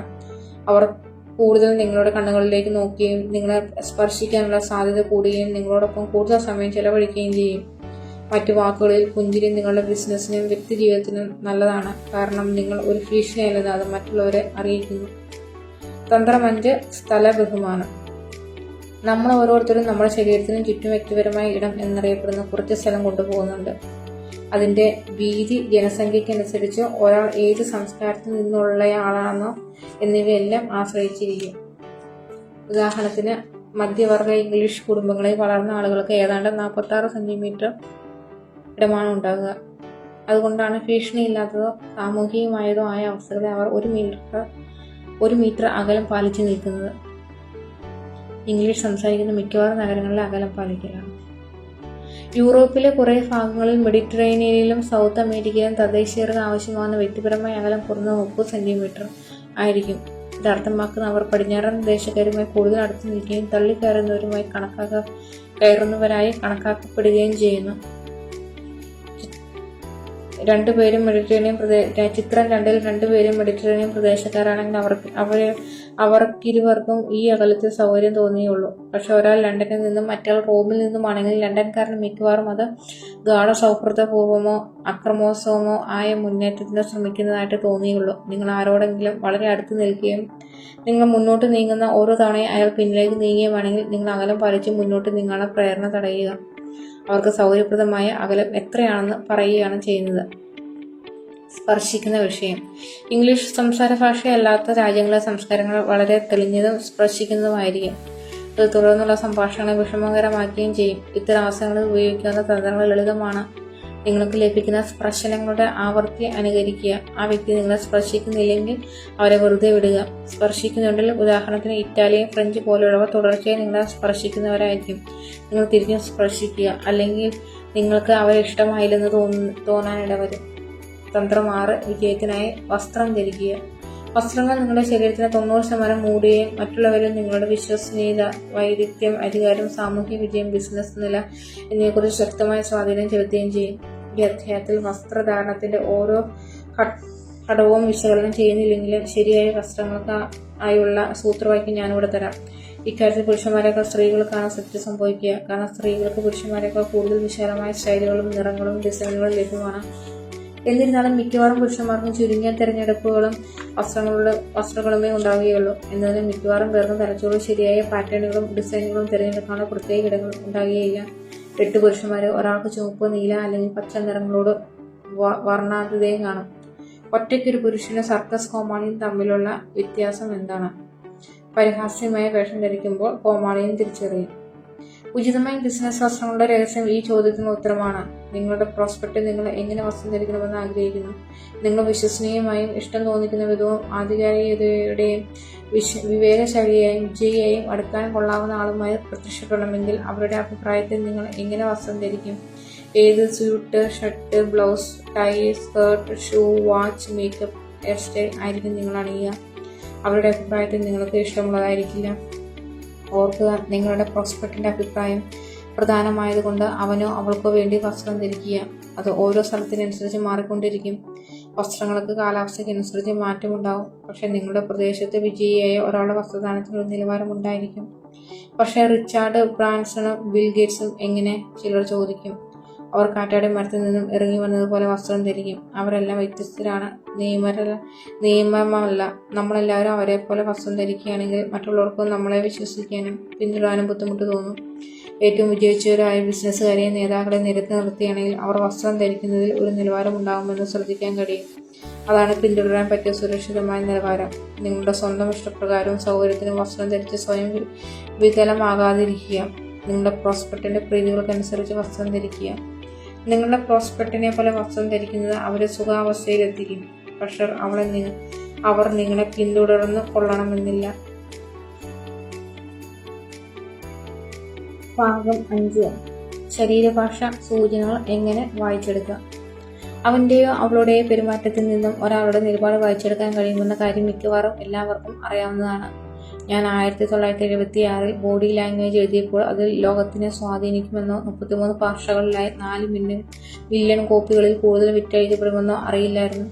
നമ്മുടെ സ്വന്തം ശരീരഭാഷാ ഗവേഷണവും പിന്നീടുണ്ടായ എണ്ണമറ്റ പഠനങ്ങളും കാണിക്കുന്നത് മുഖാമുഖമുള്ള പ്രസന്റേഷനുകളിൽ നിങ്ങളുടെ സന്ദേശത്തിന് കേൾവിക്കാരനിൽ ഉണ്ടാക്കാവുന്ന സ്വാധീനം താഴെ പറയും വിധമാണ്. വാക്കുകൾ മൊത്തം സ്വാധീനത്തിന്റെ 7 മുതൽ 10%. ശബ്ദം മൊത്തം സ്വാധീനത്തിന്റെ 20 മുതൽ 30%. ശരീരഭാഷ മൊത്തം സ്വാധീനത്തിന്റെ 60 മുതൽ 80%. ഇത് കാണിക്കുന്നത് നിങ്ങളുടെ നോട്ടം, ചേഷ്ടകൾ, പുഞ്ചിരി, വസ്ത്രം, ചലനങ്ങൾ എന്നിവയ്ക്ക് നിങ്ങളോടുള്ള അവരുടെ നിലപാടിനെ ഏറ്റവും കൂടുതൽ സ്വാധീനിക്കാൻ കഴിയുമെന്നാണ്. നിങ്ങൾ പറയുന്ന രീതി ഉപയോഗിക്കുന്ന വാക്കുകളേക്കാൾ 3 മടങ്ങ് പ്രധാനപ്പെട്ടതാണ്. വായനയുടെ 3 നിയമങ്ങൾ. നിയമം 1. ഗണങ്ങൾ വായിക്കുന്നത്. ഏത് ഭാഷയും പോലെ ശരീരഭാഷയിലും വാക്കുകൾ, വാചകങ്ങൾ, ശൈലികൾ, ചിഹ്നങ്ങൾ എന്നിവയുണ്ട്. ഓരോ ചേഷ്ടയും ഒരു വാക്ക് പോലെയാണ്. അതിന് വ്യത്യസ്തമായ അർത്ഥങ്ങളും ഉണ്ടാകും. വാക്കുകളെ മറ്റു വാക്കുകളുടെ കൂടെ ഒരു വാചകത്തിൽ ഉപയോഗിക്കുമ്പോഴാണ് അതിന്റെ പൂർണ്ണമായ അർത്ഥം മനസ്സിലാകുക. വാചകങ്ങളിൽ വരുന്ന ചേഷ്ടകളെ ഗണങ്ങൾ എന്നാണ് വിളിക്കുന്നത്. ഒറ്റയ്ക്കുള്ള ഒരു ചേഷ്ടയെ ഒരിക്കലും വ്യാഖ്യാനിക്കാൻ ശ്രമിക്കാതിരിക്കുക. ഉദാഹരണത്തിന്, തല ചൊറിയുന്നതിന് ഒന്നിലധികം കാര്യങ്ങൾ സൂചിപ്പിക്കാം. താരൻ, വിയർപ്പ്, അനിശ്ചിതത്വം, മറവി, കള്ളം പറയൽ അതേസമയം ഉണ്ടാകുന്ന മറ്റു ചേഷ്ടകളെ ആധാരമാക്കി. ശരിയായ വായനയ്ക്ക് എപ്പോഴും ഗണമായുള്ള ചേഷ്ടകളെ കുറഞ്ഞത് 3 എണ്ണമുള്ള കൂട്ടമായി കാണുക. വിമർശനം. 1. വിമർശനാത്മകമായ വിശകലനത്തിന്റെ ഗണം. ചിത്രം 3-ൽ കാണുന്നത് ഒരു മാതൃകാപരമായ നിർണായക വിശകലന ഗണമാണ്. കൈപ്പത്തി, ശരീരത്തിന് കുറുകെ കൈമുഖത്ത്, തള്ളവിരൽ, താടിയിൽ, കാലിന് മുകളിൽ കാൽ, സുളിഞ്ഞ പുരുകങ്ങൾ. ഒറ്റയ്ക്കുള്ള ചേഷ്ട ഒരിക്കലും വായിക്കാൻ ശ്രമിക്കരുത്. അത് വെറുതെ മൂക്ക് ചൊറിയുന്നതാകാം. പുസ്തകത്തിന്റെ ഈ ഭാഗത്ത് നമ്മൾ ചേഷ്ടകൾ ഒറ്റയ്ക്കായി വിശകലനം ചെയ്യുന്നുണ്ട്. പക്ഷെ സാധാരണ നിലയിൽ അവ അങ്ങനെയായിരിക്കില്ല. അവ ഗണങ്ങളായാണ് വരിക. നിയമം 2. സാഹചര്യം പരിഗണിക്കുക. ചേഷ്ടകളുടെ ഗണങ്ങൾ അവ സംഭവിക്കുന്ന സാഹചര്യത്തിനനുസരിച്ചാണ് വിശകലനം ചെയ്യേണ്ടത്. ഉദാഹരണത്തിന്, ഒരാൾ ബസ് ടെർമിനലിൽ 2 കൈകളും കാലുകളും മുറുകെ ചേർത്ത് പിടിച്ച് താഴേക്കായി ഇരിക്കുന്നു. അതൊരു തണുപ്പുള്ള ദിവസമാണ്. അതിനർത്ഥം അയാൾ അല്ലെങ്കിൽ അവൾ തണുത്ത വൃത്തിയാണ്, പ്രതിരോധിക്കുകയല്ല. എന്നാൽ നിങ്ങളുടെ മേശയ്ക്ക് എതിർവശത്തിരുന്ന് അതേ വ്യക്തി ആ ആശയം വിൽക്കാൻ ശ്രമിക്കുകയാണെങ്കിൽ ആ സന്ദർഭത്തിൽ അതേ ചേഷ്ടകൾ ആ വ്യക്തി പ്രതിരോധത്തിലാണെന്നോ വിപരീത ഭാവത്തിലാണെന്നോ ശരിയായി വായിച്ചെടുക്കാവുന്നതാണ്. നിയമം 3. സാംസ്കാരിക വൈരുദ്ധ്യങ്ങൾ കണക്കിലെടുക്കുക. ഒരു ചേഷ്ടയ്ക്ക് ഒരു രാജ്യത്തെ അർത്ഥമാക്കുന്നതിനേക്കാൾ നാടകീയ മാറ്റവുമായിരിക്കും മറ്റൊരു രാജ്യത്തുണ്ടാകുക. ഉദാഹരണത്തിന്, ചിത്രം 3 കാണിച്ചിരിക്കുന്ന വൃത്തം പോലെയുള്ള ആംഗ്യം മിക്കവാറും പടിഞ്ഞാറൻ രാജ്യങ്ങളിൽ ഓക്കെ അല്ലെങ്കിൽ നല്ലത് എന്ന അർത്ഥമാക്കുക. പടിഞ്ഞാറൻ ടെലിവിഷൻ പ്രോഗ്രാമുകൾ ഉള്ള രാജ്യങ്ങളിൽ ഓക്കെ പൊതുവായിട്ടായിരിക്കും അർത്ഥമാക്കുന്നത്. മാത്രമല്ല അതിന്റെ അർത്ഥം ലോകം ഇന്നും വളരെ വേഗത്തിലാണ് പരക്കുന്നത്. അതിന് മറ്റു ഉത്ഭവങ്ങളും അർത്ഥങ്ങളുമുള്ള വേറെ സ്ഥലങ്ങളുമുണ്ട്. ഉദാഹരണത്തിന് ഫ്രാൻസിൽ അതിന് 0 അല്ലെങ്കിൽ ഒന്നുമില്ല എന്നർത്ഥമുണ്ട്. ജപ്പാനിൽ പണം എന്നും ചില മെഡിറ്ററേനിയൻ രാജ്യങ്ങളിൽ ലൈംഗികപരമായ അവമാനിക്കലുമാണ്. അടിസ്ഥാനപരമായ ഭാഷാപരമായ ശേഷികൾ എല്ലായിടത്തും ഏതാണ്ട് ഒരുപോലെയാണ്. ആളുകൾ സന്തോഷം വരുമ്പോൾ ചിരിക്കുന്നു. അവർ സങ്കടത്തിലോ ദേഷ്യത്തിലോ ആയിരിക്കുമ്പോൾ നെറ്റി ചുളിക്കുകയോ മുഖം ചുളിക്കുകയോ ചെയ്യുന്നു. തലയാട്ടുന്നത് ആഗോളപരമായി ശരി എന്നാണ് സൂചിപ്പിക്കുന്നത്. മുമ്പ് പറഞ്ഞിട്ടുള്ള പോലെ ഈ ചേഷ്ട തല കുനിക്കുന്നതിന്റെ ഒരു രൂപമാണ്. പുഞ്ചിരിക്കുന്നത് മിക്കവാറും ജന്മന ഉള്ളതായിരിക്കും. കാരണം കാഴ്ച പരിമിതി ഉള്ളവരും അവർ ഒരിക്കലും കണ്ടിട്ടില്ലെങ്കിലും പുഞ്ചിരിക്കാറുണ്ട്. ഈ അധ്യായത്തിൽ ഞാൻ ശരീരഭാഷയിലെ ചേഷ്ടകളുടെ ഒരു ലളിതമായ നിഘണ്ടു അവതരിപ്പിക്കാം. അവ മിക്കവാറും എല്ലാ പ്രസന്റേഷൻ സംസ്കാരങ്ങളിലും പൊതുവായിട്ടുള്ളതും നിങ്ങൾ മുഖാമുഖമുള്ള പ്രസന്റേഷനുകൾ നൽകുമ്പോൾ കാണാനിടയുള്ളതുമാണ്. എന്തുകൊണ്ട് സ്ത്രീകൾ നല്ല കേൾവിക്കാരാകുന്നു? നമ്മുടെ പുരുഷന്മാർ എന്തുകൊണ്ട് ശ്രദ്ധിക്കുന്നില്ല? സ്ത്രീകൾക്ക് മാപ്പ് വായിക്കാൻ പറ്റുന്നില്ല എന്ന പുസ്തകത്തിൽ പുരുഷന്മാരുടെ തലച്ചോറ് ചെറിയ വാക്കുകളുടെ അല്ലാത്തതും ശബ്ദവിന്യാസമുള്ളതുമായവയെ അധികം പൊരുത്തപ്പെടുന്നില്ലെന്ന് പറഞ്ഞിട്ടുണ്ട്. അതുകൊണ്ടാണ് കൂടുതൽ പുരുഷന്മാരെ പറ്റി സ്ത്രീകൾ മറ്റുള്ളവരുടെ കാര്യത്തിൽ കൂസലില്ലാത്തവർ എന്നോ വികാരമില്ലാത്തവർ എന്നോ വിവരിക്കുന്നത്. സാമൂഹ്യ പരിപാടികളിൽ എല്ലായിടത്തും സ്ത്രീകൾ പുരുഷന്മാരോട് പറയും, ഞാൻ നിന്നെ നോക്കിയത് നീ കണ്ടില്ലേ, ഞാൻ പാർട്ടിയിൽ നിന്ന് പോകണമെന്നായിരിക്കുമല്ലോ നിന്റെ വിചാരം. ഇത് മിക്കവാറും എല്ലാ സ്ത്രീകൾക്കും സ്വാഭാവികമായിരിക്കും, പക്ഷെ എല്ലാ പുരുഷന്മാർക്കുമല്ല. പുരുഷന്മാർ നിർദ്ദയരല്ല. അവരുടെ തലച്ചോറ് സൂക്ഷ്മമായ ശരീരഭാഷ അടയാളങ്ങൾ വായിച്ചെടുക്കാൻ തയ്യാറാക്കിയിട്ടുള്ളതല്ല. ഒരു സ്ത്രീ ഒന്നിച്ചുള്ള അഭിപ്രായത്തിൽ ആരെങ്കിലും വിഷമിക്കുന്നതോ എതിർക്കുന്നതോ കാണാൻ കഴിയുമെന്ന് പറയുമ്പോൾ അവൾ യഥാർത്ഥത്തിൽ വിഷമവും എതിർപ്പും കാണുന്നുണ്ട്. ആ വ്യക്തിയുടെ ശരീരഭാഷ ആ കൂട്ടവുമായി താളം തെറ്റുന്നതും എതിർപ്പ് പ്രകടിപ്പിക്കുന്നതും അവൾ കണ്ടുപിടിക്കുന്നു. എങ്ങനെ സ്ത്രീകൾക്ക് എതിർപ്പ്, ദേഷ്യം, വഞ്ചന, മുറിവേൽക്കൽ എന്നിവ കാണാൻ കഴിയുന്നു എന്നത് മിക്കവാറും പുരുഷന്മാർക്ക് പ്രഹേളികയാണ്. അതിന്റെ കാരണം മിക്കവാറും പുരുഷന്മാരുടെ തലച്ചോറ് സ്ത്രീകളുടെ തലച്ചോറ് പോലെ ശരീരഭാഷയുടെ സൂക്ഷ്മാംശങ്ങൾ വായിച്ചെടുക്കാൻ തയ്യാറാക്കിയിട്ടുള്ളതല്ല. അതുകൊണ്ടാണ് ഒരു സ്ത്രീയോട് മുഖാമുഖം കള്ളം പറയാൻ ശ്രമിക്കുന്നത് ബുദ്ധിമോശമാകുന്നത്. ഫോൺ വിളിക്കുന്നതായിരിക്കും സുരക്ഷിതം. ശരീരഭാഷ വായിക്കാൻ പഠിക്കുന്നത് എങ്ങനെ? ദിവസവും മറ്റുള്ളവരുടെ ചേഷ്ടകൾ വായിച്ചെടുക്കാനും സ്വന്തം ചേഷ്ടകളെ കുറിച്ച് ബോധവാനാകാനും 15 മിനിറ്റ് മാറ്റിവെക്കുക. ആളുകൾ കാണുകയും പെരുമാറുകയും ചെയ്യുന്ന ഏത് സ്ഥലവും പഠിക്കാൻ പറ്റിയതാണ്. എയർപോർട്ട് പ്രത്യേകിച്ചും ആളുകളുടെ ചേഷ്ടകൾ പഠിക്കാൻ നല്ല ഇടമാണ്. കാരണം ആളുകൾ ആകാംക്ഷ, ദേഷ്യം, വിഷമം, സന്തോഷം, അക്ഷമ തുടങ്ങിയ വികാരങ്ങൾ ചേഷ്ടകൾ തുറന്നു പ്രദർശിപ്പിക്കുന്നത് അവിടെയാണ്. സാമൂഹ്യ പരിപാടികൾ, ബിസിനസ് മീറ്റിംഗുകൾ, പാർട്ടികൾ തുടങ്ങിയവയും ടെലിവിഷൻ കാണുന്നത് മികച്ച വഴികളാണ്. ശബ്ദം കുറച്ച് ചിത്രങ്ങൾ മാത്രം നോക്കി എന്താണ് സംഭവിക്കുന്നത് മനസ്സിലാക്കാൻ ശ്രമിക്കുക. ഏതാനും നിമിഷങ്ങൾ കൂടുമ്പോൾ ശബ്ദം ഉയർത്തി നിങ്ങളുടെ വാക്കുകളില്ലാത്ത വായന എത്രത്തോളം കൃത്യമാണെന്ന് പരിശോധിക്കാൻ സാധിക്കുകയും അധികം വൈകാതെ തന്നെ ശബ്ദമില്ലാതെ മുഴുവൻ പ്രോഗ്രാമും കണ്ട് എന്താണ് സംഭവിക്കുന്നതെന്ന് മനസ്സിലാക്കാൻ സാധിക്കുകയും ചെയ്യും.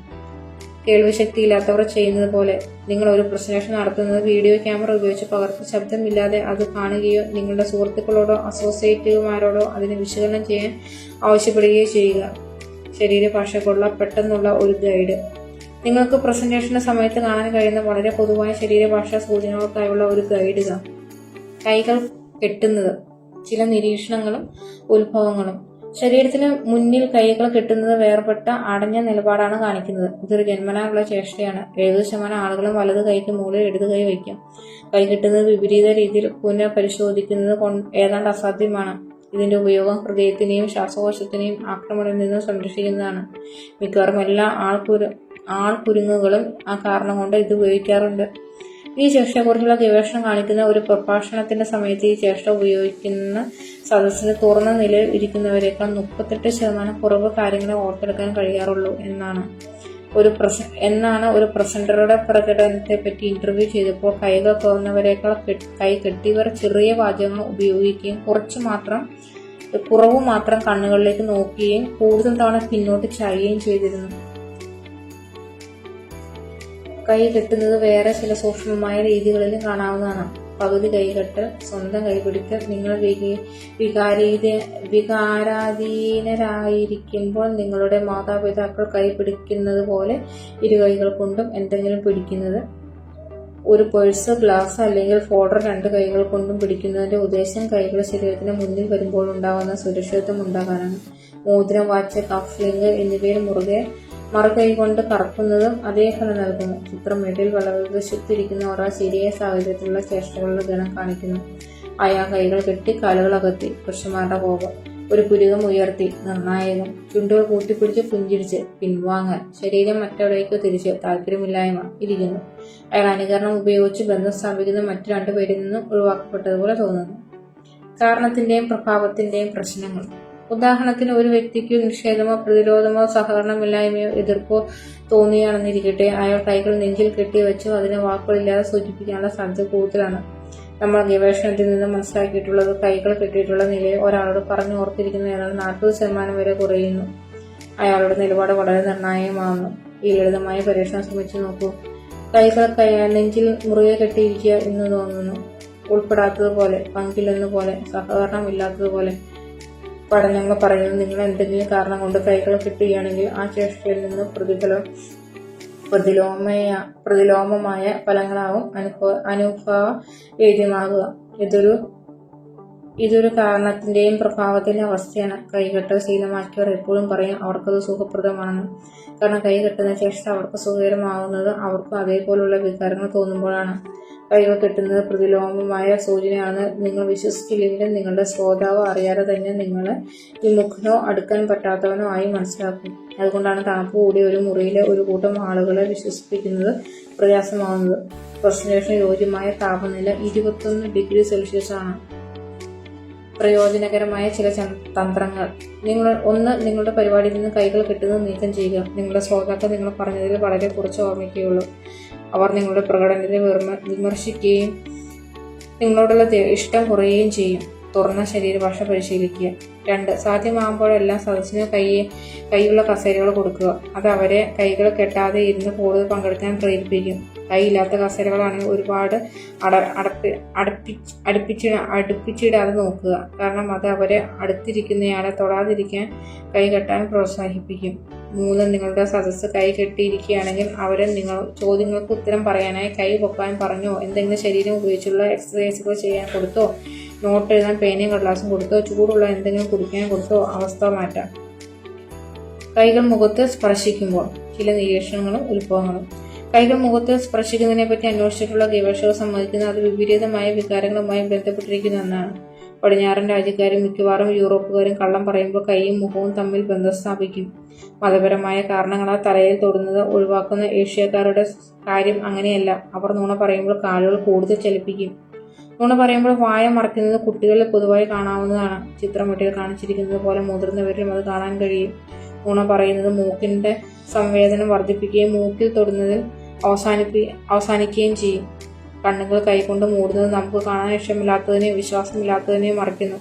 അതാണ് കണ്ണുകൾ തിരുമുന്ന ചേഷ്ടയുടെ ഉത്ഭവം. ചെവിയിൽ പിടിച്ചു വലിക്കുന്നതോ തിരുമുന്നതോ അല്ലെങ്കിൽ കഴുത്ത് ചൊറിയുന്നതോ ഒരാളോട് പറയുന്നതിൽ ഉറപ്പില്ലായ്മ, അവിശ്വാസമോ ഉണ്ടെന്ന് സൂചിപ്പിക്കുന്നു. ഉപയോഗപ്രദമായ ചില തന്ത്രങ്ങൾ. 1. എപ്പോഴും കൈയും മുഖവും ചേർന്ന സൂചനകൾ ഗണങ്ങളായി അതാത് സാഹചര്യത്തിൽ വായിച്ചെടുക്കുക. 2. പ്രസന്റേഷന്റെ സമയത്തും കൈയും മുഖവും ചേർന്ന ചേഷ്ടകൾ ഒഴിവാക്കുക, അല്ലെങ്കിൽ സദസ്സിന് വിശ്വാസം കുറയും. വീഡിയോ ക്യാമറയുടെയോ കണ്ണാടിയുടെ മുന്നിൽ പരിശീലിച്ച് മുഖത്ത് തൊടുന്നത് ഇല്ലാതാക്കുക. 3. നിങ്ങളുടെ പ്രസന്റേഷന്റെ സമയത്ത് ആരെങ്കിലും കൈകൊണ്ട് മുഖത്തൊത്ത് തൊടുന്നുണ്ടെങ്കിൽ താഴെ പറയുന്നവ ശ്രമിക്കുക. നിങ്ങൾക്ക് എന്തോ ചോദിക്കാനുണ്ടെന്ന് തോന്നുന്നു. അതെന്താണെന്ന് പറയാമോ? കുറച്ചുകൂടി ശക്തമായ വിധം. നിങ്ങളുടെ ശരീരഭാഷ പറയുന്നു നിങ്ങൾക്ക് എന്തോ ചോദിക്കാനുണ്ടെന്ന്. അതെന്താണെന്ന് ചോദിച്ചോട്ടെ. ഈ അവസാനത്തെ ചോദ്യം ഉപയോഗിക്കുമ്പോൾ ശ്രദ്ധിക്കുക. ചിലപ്പോൾ അത് നിന്ദിക്കലാകാനും മതി. പ്രൊഫഷണൽ ചോദ്യം ചെയ്യലുകാരാണത് ഉപയോഗിക്കുക. പോസിറ്റീവ് ശരീര സൂചനകൾ. 1. തല ചിരിക്കുക. നമ്മൾ കേൾക്കുന്നതിലോ കാണുന്നതിലോ താല്പര്യം തോന്നുമ്പോഴാണ് തല ചിരിക്കുക. നിങ്ങളുടെ ഫേസ് പ്രോസ്പെക്ട് തല ചിരിക്കുന്നുണ്ടെങ്കിൽ അവതരണം തുടരുക. അയാളുടെ തല നേരെയാണെങ്കിലോ ചാഞ്ചാടുന്നുണ്ടെങ്കിലോ നെഞ്ചിലേക്ക് ചായുന്നുണ്ടെങ്കിലോ ഇടപെടുകയോ ഗതി മാറ്റുകയോ ചെയ്യുക. 2. കൈ താടിയിൽ. ഇത് നിങ്ങളുടെ പ്രസന്റേഷനെ കുറിച്ചുള്ള പോസിറ്റീവ് വിലയിരുത്തലാണ്. കൈ താടിയിൽ വച്ചിരിക്കുന്നുണ്ട്, പക്ഷെ തലയെ താങ്ങുന്നില്ല. വിരൽ സാധാരണയായി ചെന്നിയിൽ തൊട്ടിരിക്കും. കൈകൊണ്ട് തല താങ്ങിയാണെങ്കിൽ താല്പര്യം കുറയുകയാണെന്ന് മനസ്സിലാക്കാം. 3. കണ്ണാടി കടിക്കുക. ഒരാൾ പേനയോ പെൻസിലോ അല്ലെങ്കിൽ സ്വന്തം ചുണ്ടുകളോ കടിക്കാം. ഇത് ഒരുതരം വിലയിരുത്തുന്ന രീതിയാണ്. ഒരാൾ തീരുമാനമെടുക്കാൻ ശ്രമിക്കുമ്പോഴും ഇത് കാണാൻ കഴിയും. ഇത് തീരുമാനമെടുക്കുന്നതിന് തടയുന്നതുമാകാം. കാരണം അയാളുടെ വായിൽ എന്തോ ഉള്ളതുകൊണ്ട് മറുപടി പറയാത്തതിന് സ്വയം ന്യായീകരിക്കുന്നതായി തോന്നാം. 4 മുന്നോട്ട് ചെയ്യുക. നമുക്ക് താല്പര്യമുള്ളത് ആകർഷണീയമായ ആളുകളോടും വസ്തുക്കളോടും അടുത്തേക്ക് നീങ്ങാറുണ്ട്. ഇതിന് ഓട്ടക്കാരുടെ സ്റ്റാർട്ടേഴ്സ് പൊസിഷനുമായി തെറ്റിദ്ധരിക്കരുത്. ഒരുപോലെയാണെങ്കിലും ഇരു കൈകളും മുട്ടിൽ വെച്ച് ഒരാൾ ഓട്ടമത്സരം തുടങ്ങാൻ പോകുന്നത് പോലെ ഉണ്ടാകും, മിക്കവാറും വാതിലിന് നേരെ. 5 ശിഖിരം. ഈ ചേഷ്ട ഒറ്റപ്പെട്ട ഒന്നായി വായിക്കാം.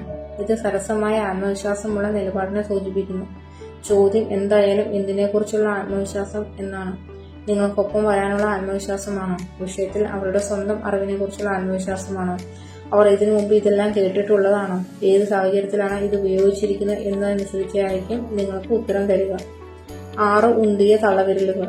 തള്ളവിരലുകൾ കോട്ടിന്റെ പോക്കറ്റുകൾ, ട്രൗസറിന്റെ പോക്കറ്റുകൾ, കുപ്പായത്തിന്റെ മാർമടക്ക് അല്ലെങ്കിൽ ബ്രേസുകൾ എന്നിവയിൽ നിന്നും ഉന്തി നിൽക്കാം. തള്ളവിരലുകൾ ഉന്തുന്നത് ആധിപത്യമുള്ള നിലപാടിനെ സൂചിപ്പിക്കുന്നു. ആത്മവിശ്വാസവും സരസവും ശിഖിരത്തിന്റെ ചേഷ്ടയിൽ കാണിക്കുന്നത് പോലെ. നിങ്ങളുടെ സദസ്സിന്റെ മുന്നിൽ വെച്ച് ഈ ചേഷ്ട പ്രദർശിപ്പിക്കുന്നത് ബുദ്ധി മോശമായിരിക്കും. കാരണം ഇതിന് അഹങ്കാരമോ പരുക്കനോ ആയ പെരുമാറ്റമായി വായിക്കാനും സാധിക്കും. 7 ഇരു കൈകളും തലയ്ക്ക് പിന്നിൽ. പുരുഷന്മാർ മാത്രം ഉപയോഗിക്കുന്ന ഇത് സംവദിക്കുന്നത് എനിക്കിതിനെക്കുറിച്ച് എല്ലാം അറിയാം, എൻ്റെ അടുത്ത് എല്ലാ ഉത്തരങ്ങളും ഉണ്ട് എന്ന ഭാവമാണ്. ഇയാളോട് ഒരു ചോദ്യം ചോദിച്ചു നോക്കൂ. നിങ്ങൾക്ക് ഇതിനെക്കുറിച്ച് എന്തോ അറിയാമെന്ന് തോന്നുന്നു. നിങ്ങളുടെ അനുഭവം ഞങ്ങളോട് പങ്കുവെക്കാമോ? ഇത് ഒന്നിന്റെ സഹകരണത്തിലോ അല്ലെങ്കിൽ തർക്കത്തിലോ അവസാനിക്കും. ചേഷ്ട ഏത് സാഹചര്യത്തിലാണോ ഉപയോഗിച്ചിരിക്കുന്നത് എന്നനുസരിച്ച്. നെഗറ്റീവ് ശരീര സൂചനകൾ. 1 നിർണായകമായ വിലയിരുത്തൽ. ഈ ചേഷ്ട ധാരാളം ഉപയോഗിക്കപ്പെടുന്നതും ശ്രോതാവിന്റെ വിമർശനാത്മകമായ ആലോചനകളെ വെളിപ്പെടുത്തുന്നതുമാണ്. ചൂണ്ടുവിരൽ നേരെ കവിളിലേക്ക് ചൂണ്ടുന്നു, തള്ളവിരൽ താടി താങ്ങുന്നു, നടുവിരൽ വായയുടെ വശത്തോ കുറുകയോ. നിങ്ങളുടെ അഭിപ്രായം എന്താണ് എന്നുപോലെ ഒരു ചോദ്യം കൊണ്ട് അയാളുടെ പ്രശ്നങ്ങൾ പുറത്തെടുക്കാൻ സാധിക്കും. 2 ഇല്ലാത്ത നാര് പിഴുതെടുക്കുക. സാങ്കല്പികമായി നാര് പിഴുതെടുക്കുന്നതു വെളിപ്പെടുത്തുന്നതു പറഞ്ഞതിനോട് വിയോജിക്കുന്നതാണ്. സാങ്കല്പികമായ നാര് പിഴുതെടുക്കുമ്പോൾ ആ വ്യക്തി അകലേക്ക് നോക്കും. നിങ്ങൾക്കെന്തോ ചോദിക്കാനുണ്ടല്ലോ എന്ന രീതിയിലുള്ള ചോദ്യം ഇത്തരം ആളുകൾ നന്നായി പ്രയോഗിക്കാവുന്നതാണ്. 3 കോളർ വലിക്കുക. ഒരാൾ നിശബ്ദമായി ദേഷ്യത്തിലാകുകയോ വിഷണ്ണനാകുകയോ വഞ്ചന തോന്നുകയോ ചെയ്യുമ്പോൾ കഴുത്തിൽ തുടിപ്പ് തോന്നുകയും അയാൾക്ക് കഴുത്തിൽ നിന്ന് കോളർ അകറ്റാനുള്ള പ്രേരണ ഉണ്ടാകുകയും ചെയ്യും. ഇതിനെക്കുറിച്ച് നിങ്ങൾക്ക് എന്ത് തോന്നുന്നു എന്ന രീതിയിലുള്ള ചോദ്യം ഉചിതമായിരിക്കും. 4 കഴുത്തിൽ വേദന.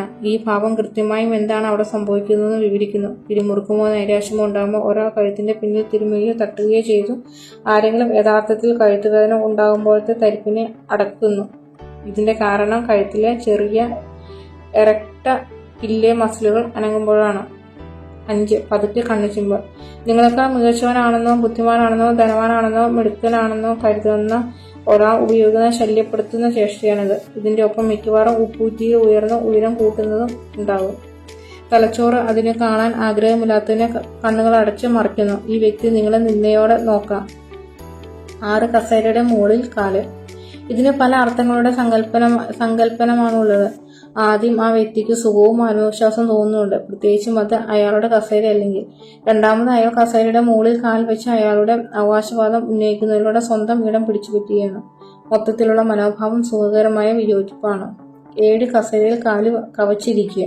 ഇത് പ്രധാനമായി ഒരു പുരുഷ ചേഷ്ടയാണ്. ആധിപത്യത്തിന്റെയോ വരിഷ്ഠതയുടെ സന്ദേശമാണ് ഇത് നൽകുന്നത്. കസേരയുടെ പിൻഭാഗം സാധ്യതയുള്ള ആക്രമണത്തിൽ നിന്ന് സുരക്ഷയേകുന്നു.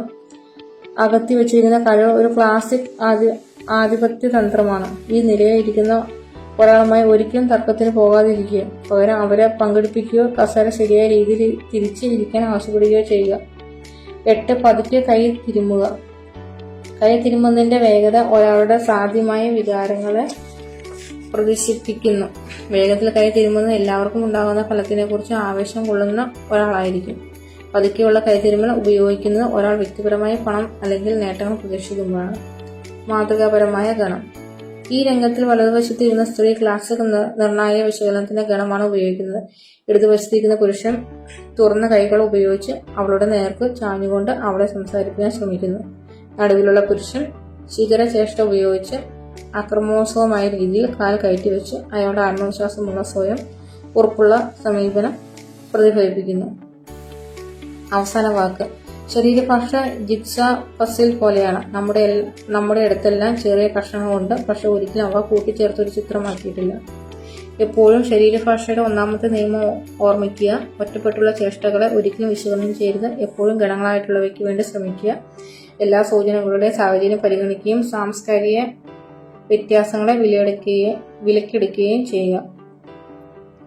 ശരീരഭാഷ വായിച്ചെടുക്കാൻ കഴിയുക എന്നാൽ ഓരോ ദിവസത്തെയും സ്വാഭാവികമായ സന്ദർഭങ്ങളെ കാണാൻ കഴിയുക എന്നതാണ്. ഇനി അടുത്ത ചിത്രത്തിലേക്ക് നോക്കൂ. നിങ്ങൾക്ക് എന്താണ് കാണാൻ കഴിയുന്നത്? ഉപസംഹാരം. എത്ര തവണ നിങ്ങൾ ഒരു ടോപ്പ് ലെവൽ നെറ്റ്വർക്കറെ കുറിച്ച് ആരെങ്കിലും അവൾ ഒരു സ്വാഭാവിക പെരുമാറ്റക്കാരിയാണ് അല്ലെങ്കിൽ അയാൾ ജന്മന ബിസിനസ്സുകാരനാണ് എന്നെല്ലാം പറയുന്നത് കേട്ടിട്ടുണ്ട്? ഒരു വ്യക്തിയെ സ്വാഭാവികമായി എഞ്ചിനീയർ എന്നോ ഒരു സ്വാഭാവികമായ ഫാർമസിസ്റ്റ് എന്നോ ആരെങ്കിലും വിവരിക്കുന്നത് ഒരിക്കലും കേൾക്കില്ല. ഈ തൊഴിലുകളെല്ലാം ശാസ്ത്രമാണെന്ന് നമുക്കറിയാം. ശാസ്ത്രം എന്നാൽ നിരീക്ഷണം, പരീക്ഷണം, അളക്കൽ എന്നിവയിൽ അടിസ്ഥാനമാക്കിയിട്ടുള്ള വ്യവസ്ഥയോടുള്ള പഠനത്തിലൂടെ ആർജിച്ചെടുക്കുന്ന കഴിവോ തന്ത്രമോ ആണ്. ടോപ്പ് ലെവൽ നെറ്റ്വർക്കർമാർ സ്വാഭാവികമോ ജന്മന ഉള്ളതോ അല്ല. ടോപ്പ് ലെവൽ നെറ്റ്വർക്കിംഗ് ഒരു ശാസ്ത്രമാണ്, മറ്റേത് ശാസ്ത്രവും പോലെ പഠിക്കാവുന്ന ഒരു കല. ഈ പുസ്തകം നിങ്ങൾക്ക് കുറച്ച് ശക്തമായ തന്ത്രങ്ങൾ തന്ന് അവയെ എങ്ങനെ ഉപയോഗിക്കണമെന്നും അളക്കണമെന്നും നിങ്ങളുടെ വളർച്ചയെ മെച്ചപ്പെടുത്താമെന്നും ആളുകളുമായി ഇടപെടുമ്പോൾ എന്തൊക്കെ നിരീക്ഷിക്കണമെന്നും കാണിച്ചു തരുന്നു. നെറ്റ്വർക്കിന്റെ ശാസ്ത്രം എല്ലാ ശാസ്ത്രവും പോലെ സമർപ്പണം, സ്ഥിരോത്സാഹം, പരിശീലനം എന്നിവ ആവശ്യമുള്ള പഠിക്കാവുന്ന കഴിവാണ്. നെറ്റ്വർക്കർമാരുടെ വിജയത്തിലേക്കുള്ള പാതയിൽ ഉണ്ടാകുന്ന വലിയ വെല്ലുവിളികളിലൊന്ന് വിപരീതമായ പ്രതികരണത്തിനോടുള്ള അമിതമായ വികാരപ്രകടനമാണ്. നിങ്ങൾ ഈ പുസ്തകത്തിൽ വിവരിച്ചിട്ടുള്ള തന്ത്രങ്ങൾ ഉപയോഗിക്കുമ്പോൾ നിങ്ങൾ എങ്ങനെ ഓരോ ഇല്ലയും വാസ്തവത്തിൽ നിങ്ങളുടെ ലക്ഷ്യങ്ങൾ നേടാനുള്ള പോസിറ്റീവായ പടിയാണെന്ന് മനസ്സിലാകുന്നു. നിങ്ങളുടെ ശരാശരികൾ സൂക്ഷിക്കുന്നത് ഇത് എപ്പോഴും തെളിയിച്ചു തരും. ഈ പുസ്തകം വെളിപ്പെടുത്തുന്നത് മിക്കവാറും പേർക്കും അവരുടെ വലിയ തടസ്സമായ എങ്ങനെ എന്നതിന്റെ രഹസ്യമാണ്. ഇനിയെല്ലാം നിങ്ങളുടെ കയ്യിലാണ്. നെറ്റ്വർക്ക് മാർക്കറ്റിംഗ് ബിസിനസ് ആരാധകരോ പരസ്യങ്ങളോ ഇല്ലാതെ ഒരു രാത്രി പൊട്ടിമുളിച്ചതാണ്. ഇനി ഏറ്റവും വലിയ ഒരു ബിസിനസ് സിസ്റ്റമായി മാറാവുന്നതുമാണ്. അതിന്റെ വിജയം ആശ്രയിച്ചിരിക്കുന്നത് തിരിച്ചറിയൽ അടിസ്ഥാനമാക്കിയിട്ടുള്ള ഡിസ്ട്രിബ്യൂഷൻ സിസ്റ്റത്തിലും അതിനെ മുന്നോട്ട് നയിക്കുന്നത് മുഴുവനുമായും അതിലെ അംഗങ്ങളുടെ ആവേശം കൊണ്ടുമാണ്. മനുഷ്യ മനസ്സ് സൃഷ്ടിച്ചിട്ടുള്ള ഏറ്റവും ഉജ്ജ്വലമായ അവസരങ്ങളിൽ ഒന്നാണിത്. ഈ പുസ്തകം ഈ സിസ്റ്റത്തിലെ നിധിപേടകങ്ങൾ തുറക്കാനുള്ള താക്കോലുകൾ തന്ന് നിങ്ങളെ വിജയത്തിലേക്ക് അതിവേഗത്തിൽ ചലിപ്പിക്കും. ഈ പുസ്തകത്തിലുള്ള എല്ലാം തന്നെ പരീക്ഷിക്കപ്പെട്ടതും തെളിയിക്കപ്പെട്ടതും പെട്ടെന്ന് ഫലം തരുന്നവയുമാണ്. നിങ്ങൾ ചെയ്യുകയാണെങ്കിൽ എല്ലാ ഫലവും തരും. നിങ്ങൾക്ക് ആവശ്യമുള്ള നിലയിലെത്താതിരിക്കുന്നതിന് ഇനി കാരണങ്ങളൊന്നും അവശേഷിക്കുന്നില്ല. അതുകൊണ്ട് നിങ്ങൾ ലക്ഷ്യങ്ങൾ സ്ഥാപിച്ച് അതിനായി പുറപ്പെടുക. Allan piece.